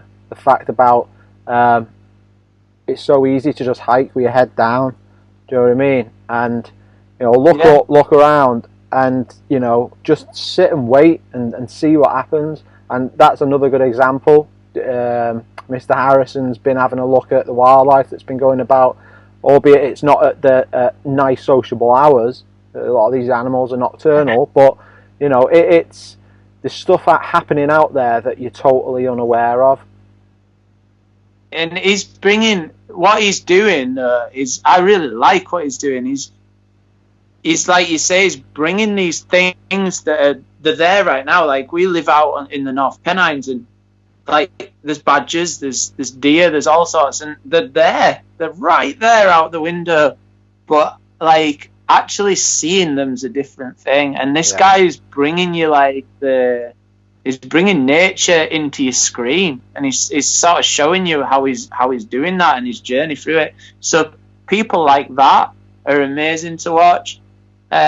Somebody starting out for the first time, I would say you need to not focus on it as a career, man. You need to focus on it as something to bring you back to nature. It's like we spend so much time in a box, in a house, in a box, in a car, which is a box.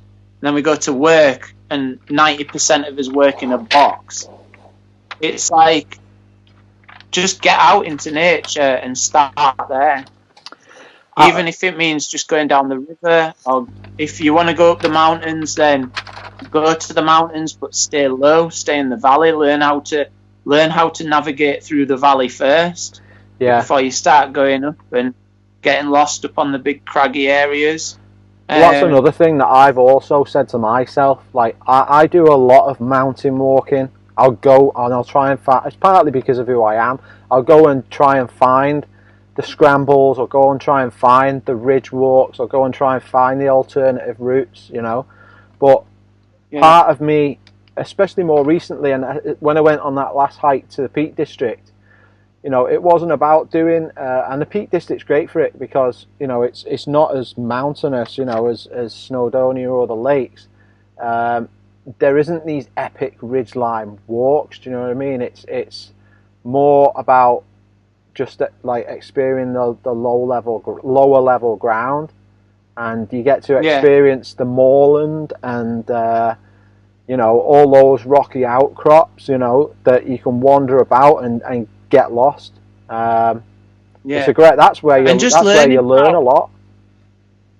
I'd say also, like, if you go into somewhere like the Peak District or wherever you're going, Lake District, Scotland, or whichever part of Scotland you go into, learn about the land, learn about it. Like, the Peak District is amazing. Like, you go up onto Kinder Scout and you're in the peat bogs at the top, and when you start reading about what the peat bog does for the environment, you're just like, oh, right, okay, like, this is serious, man. We need this. We need this bog. Well, absolutely, and also the fact that, you know, every time I've been there, you know, and hiked up Kinder Scout and then come back across like the moorland, it's constantly changing. You know, the path's there one minute, the next minute it's gone, the next minute you pick it back up again, because it's constantly moving. Which again, once you get outside and you start realizing that, you know, it's not just a path that's there forever. Do you know what I mean? It's this constantly moves, and it requires you to constantly learn and constantly you know, up your game, because nature's just not going to stop. No. Yeah. And if I've come across this quite a lot, where people are wanting to do the mountain leader, so that they'll come to me and they'll say, like, what do I need to do now? And I'll go out with them. They'll like book me for a day, and I'll go out with them, and it's like, well, it'll be like a day like today. So, which I'm always it really pisses me off when somebody says to me, Ben, will you take me out? And then the cloud, we've got like really high pressure, and the clouds are like non-existent. Because I'm like, well, I can sort of teach them the theory, but they can see, so it's a bit of a cheat. Yeah. Right? So when it comes to like navigation, and this is the question I get a lot, what do I need to do now? It's like, go out, even if it's good weather, go out and do a night nav. Pick an area that you know, get the map and try and hit the points off the trail on the map, and use the night as a tool to have crap visibility. But that's obviously when you've got a bit more experience.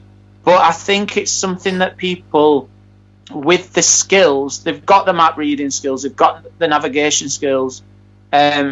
I see this a lot. They're reluctant to then go out of the comfort zone with that.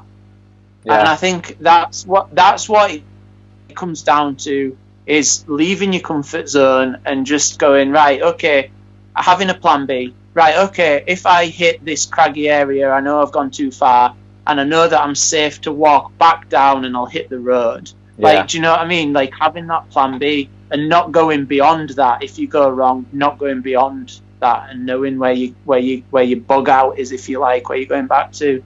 Well, the other thing is, it's like, you know, you can quite easily put yourself out of your comfort zone by hiking at night on a well-trodden path. Like, you know, it's plenty of times I've been to Snowdon at night and hiked through the night on Snowdon and tried to pick, like you say, tried to pick up where I am in relation to like what I already know is there, and you know, because it doesn't look the same, it doesn't feel the same. The weather's usually, you know, the weather down there is usually typically terrible, you know, and it's going to affect you more mentally at night as well. You're going to be tired, you know, it's going to put you outside of your comfort zone in that respect. And, you know, but it's easy enough to get back down. You can just follow the, you know, you can retrace your steps quite easily. I've done the same. That's good advice. And I think go small. Like, there's this work. See, this is where we come unstuck, people like you and I, because I'm promoting. I'm doing the 4x48 challenge. I'm trying to set up my own business as this. I'm doing the Joss Naylor challenge. They're all like pretty big goals, right? Yeah. I set myself big goals, and then when somebody comes to me and says, I want to learn like how to get out into the fells, Ben, and navigate and be out in the mountains, I'm like, well, start really small. So like, don't plan to go and do like a 10-mile hike over 3 peaks or over 10 peaks in the Lake District or something. Do you know what I mean? Like, pick something small, pick one peak that you know you're confident that you can get up and get back down. If you're starting out, that's what you need to go do. Cat bells, man. Go do cat bells, walk up one path and down the same path. And once you've done that, you start to understand the lay of the land of that area. And then you could maybe go back up and go a little bit further onto the next peak, and just start small, man. Well, start small and achievable. You know, that advice of like you say, don't go out and get it all done at one time. I mean, if people are watching this thinking it's achievable to just get outside, learn how to read a map and a compass and go do anything, you know, people forget that, like, you and I have been doing it for quite a while. I learned most of my like map reading, using a compass, you know, religiously on small 1-day exercises in the forests and stuff, not even in the mountains, you know, trying to pick up tracks in the forest and stuff like that on exercise, you know, and then naturally that just transitions over time to being able to do it, you know, out in the wider world. But like you say, when people start to go to, like, you know, Snowdonia or sort of eastern part of Snowdonia or Scotland even. I mean, Scotland, you go up to Scotland and you get lost up there, you can get really, really lost, and it can become quite serious. Do you know what I mean? People die every year up there, man. It's sad, like, and the scary thing is like, it's the more experienced people who tend to disappear because they're more willing to take bigger risks, if you know what I mean. Yeah, absolutely. Yeah, so I think, like, I think when you're starting out, you naturally have that fear of, if I go any further, I might die, so I'm going to turn back. Yeah. Which is healthy, and I think you've got to keep that. I think you've got to. When I go up to the Highlands, I spend the first day for me is acclimatizing, and because I respect it so much. Like, I practically live in the Lake District, so I know what's going on with the weather.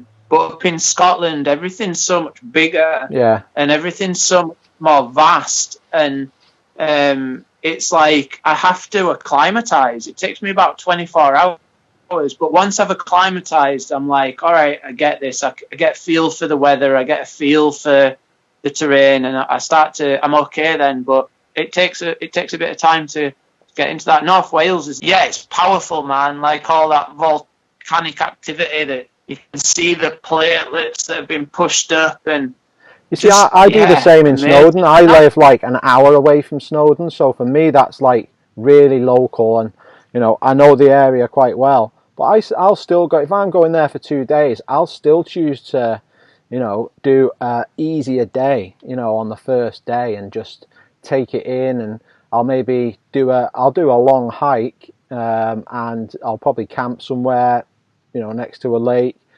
planning for the next day to hit like some big scrambles and stuff early, and it's just a nice way to do it anyway. It's a nice way to warm up into into it. It's all, at the end of the day, people need to remember it's you go in there for an experience. Like, it's not a job. You don't want it to be like a job. You don't want to like have to down and go to Snowdon again. I've got to traipse around and get up there and get back down and get back home. You want it to be an experience every time, in my eyes. Yeah, that's it.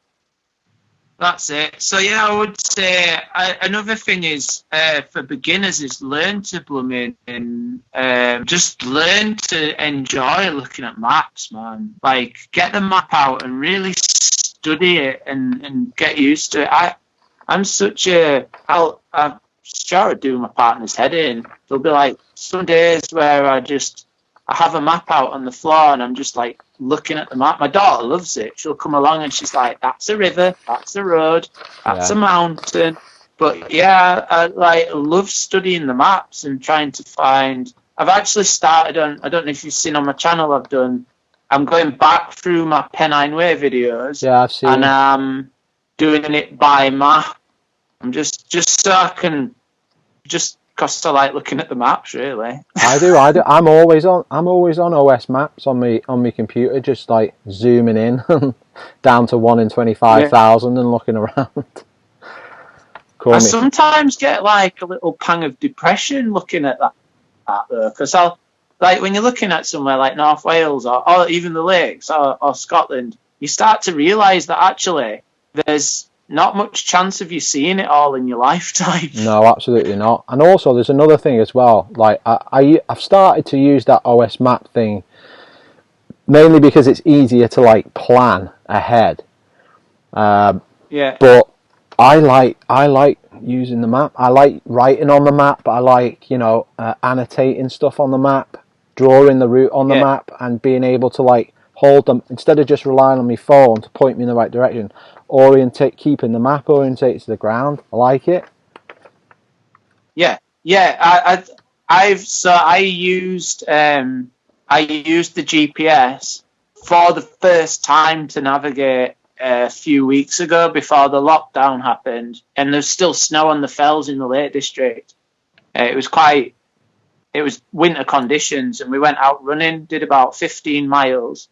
And it was like really claggy. The cloud was really low, and I used like the whole time. I decided I was gonna. I always my default is get the map out, get the compass out, because I trust it. Yeah. But I forced myself to use the GPS, and I actually realised that there's some skill to it. Like you can. If I showed you the track, the tracker on my watch, the GPS, there's a little bit where I go around in a loop. So I went round in this loop for a bit, and that's because I was following the GPS and I wasn't doing it correctly. Yeah. And so I learned a lot of lessons about using a GPS while I was out on that day out. But still, I'm glad I've done that, and I'll always have my phone in my bag so that I can pinpoint my location if I really, really need to. But map and compass for me all the time. Well, that's it. And the worrying thing is as well, I used to be seeing a lot of this like back in December time when it was stormy and wintry, is those people, like you said there, you had your GPS, people, you're walking around in circles for a bit. There's people that do go out there. And their thought process is, well, I've got a GPS, I don't need a map. And you know, they go out there with just the GPS. They maybe, like you say, they don't know how to use all the functions, because remember, these are high-tech bits of kit. You know, communicating constantly with satellites. You know, does anybody take it out of the box and do a good week's training on it? Probably not. They just take it out on the first time on the hills, not take a map, and get lost, even with a GPS. And have no backup as well, I guess. That's the problem. That's it. That's it, and that's what it's interesting. Like, one of the most interesting things that I've found with like the hiking community and the mountain leader community, I've filmed a video about this. I need to put it out. I had Impala, you know, Kyle. Yeah. Mr. Kyle came to my house. I went and picked him up, and he came to my house. And we had like 10 days together. He was hiking at the time, and he got something going on with his feet. So I was like, "Oh, come and chill at mine." And he came to chill at mine, and we made a video together. It's a bit of a slapstick thing. I threw a load of kit in my bag and made it like really big and bulky. And he had his pack, and he basically scrutinizes my pack, pulls all my things out, and we just did it for a bit of comedy, really. But actually, like, it made us sit and chat and think about the differences. Like, an ex-military mountain leader, the way I approach my packing, and the way a through hiker would approach, like Impala would approach his packing, there's some similarities, but there's almost like this: a mountain leader wants to look professional, so will wear this sort of kit and carry this kind of bag, and his expedition pack will look this big. Yeah. It's like these kind of the stereotypical way to be a mountain leader. And then the through hikers are always looking for the most efficient way to do stuff. So the mountain leader is the professional, the through hiker is trying to be efficient.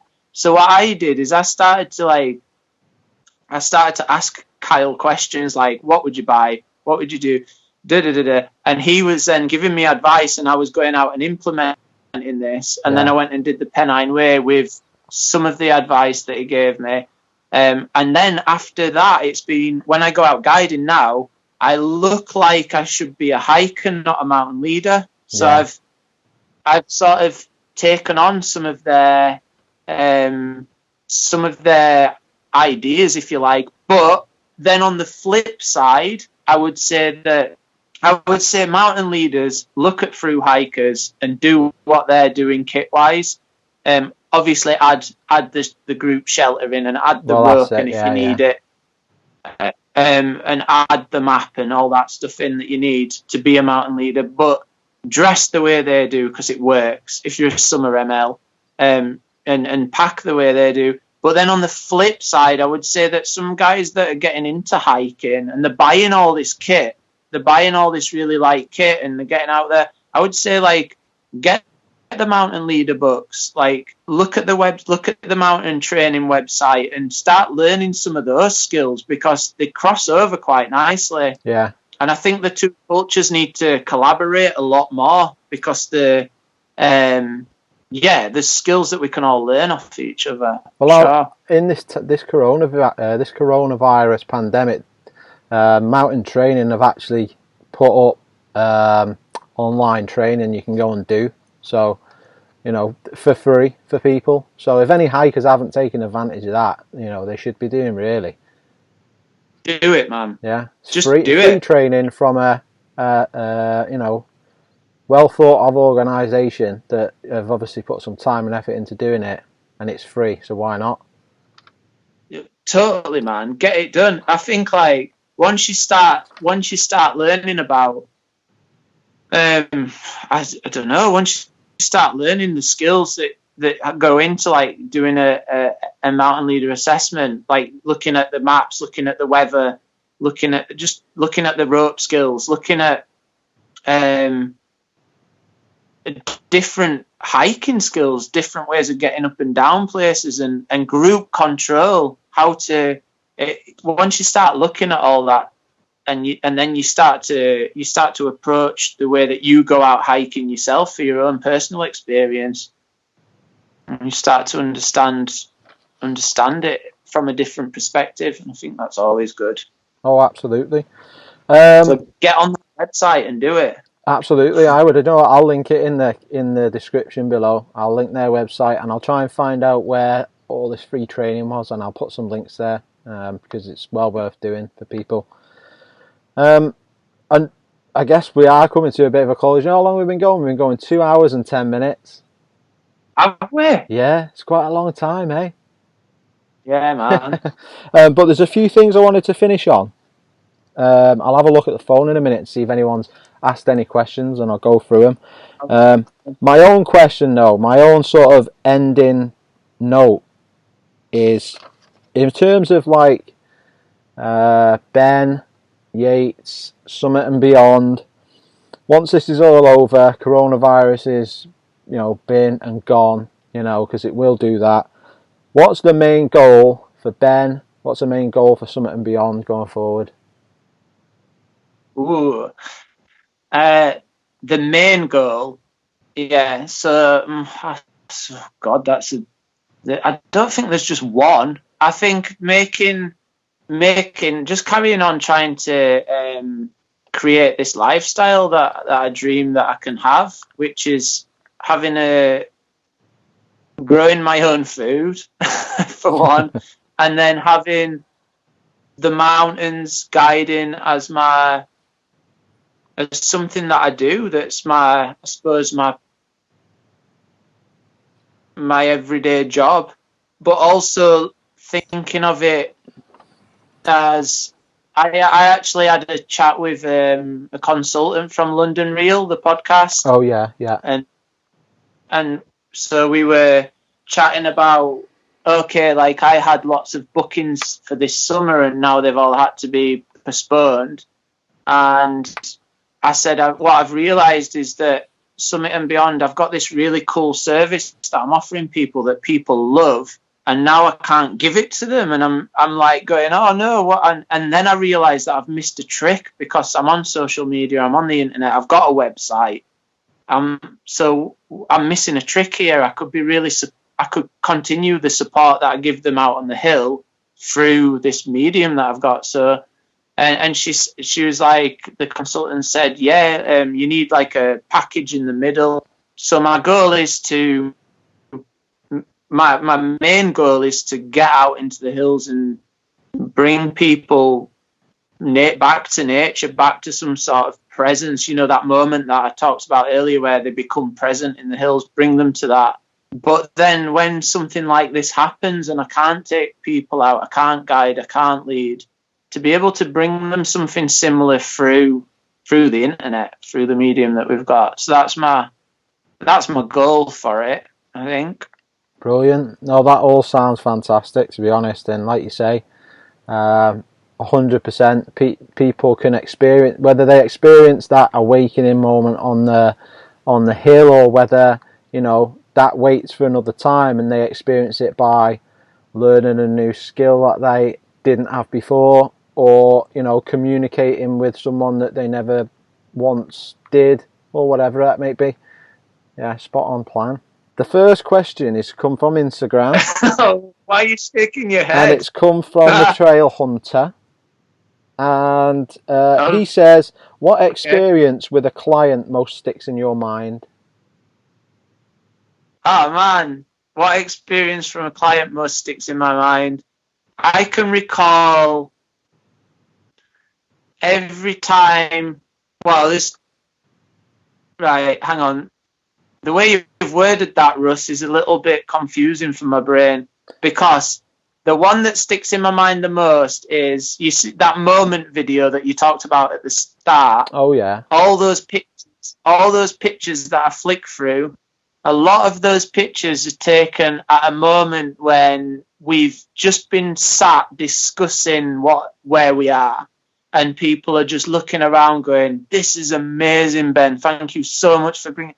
They've become so just they're just in the moment. They're just there, present. Yeah. And then I've gone, can I get a picture of you? And they go, yeah. And then they throw their arms in the air and they're like, yeah.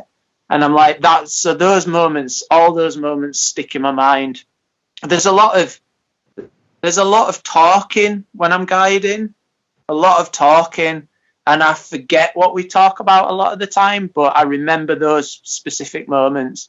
There's some other moments too, like one guy fell over and split his finger open, and I could see like the fat coming. Anyway, that's another story. Yeah. Well, so there's moments like that. There we go, Russ. If Russ is watching this, his question has been answered. But listen, I've really enjoyed sitting here chatting with you, because we've got a lot in common, and I've really enjoyed you getting your sort of experiences across, and it's been great to listen to, and I'd love to do it again sometime in the future, and it'd be great to go on a hike at some point as well, because we're not too far away. No, let's do it. I'd love to go on a hike and maybe meet up with some of the others as well. It'd be brilliant. Yeah. Have you met Russ and Kyle? Have you met Ben? I've not met anybody else apart from Russ. I met Russ randomly in Snowdonia,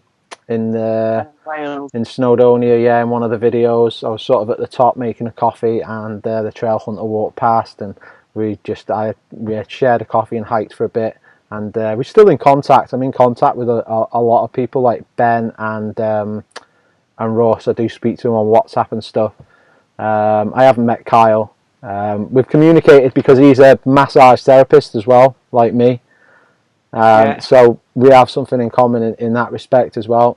So it's I'm looking forward to just meeting as many people as I can from this community that has so much value to share with people. Yeah. Can I say one thing about Kyle? Yeah, go for it. He's so he did the Wainwright loop. So he did all the Wainwrights in one continuous hike. Yeah. I think it took him 3 weeks.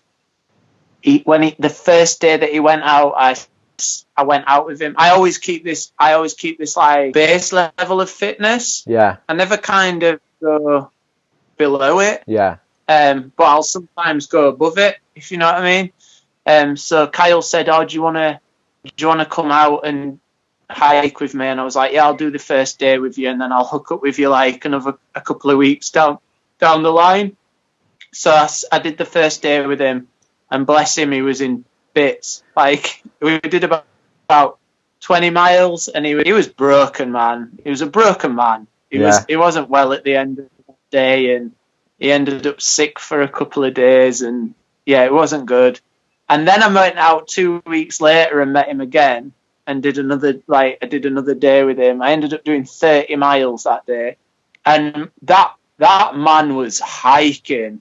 He was like a new person. He was like a new man. He was like might have been his off day. Don't know.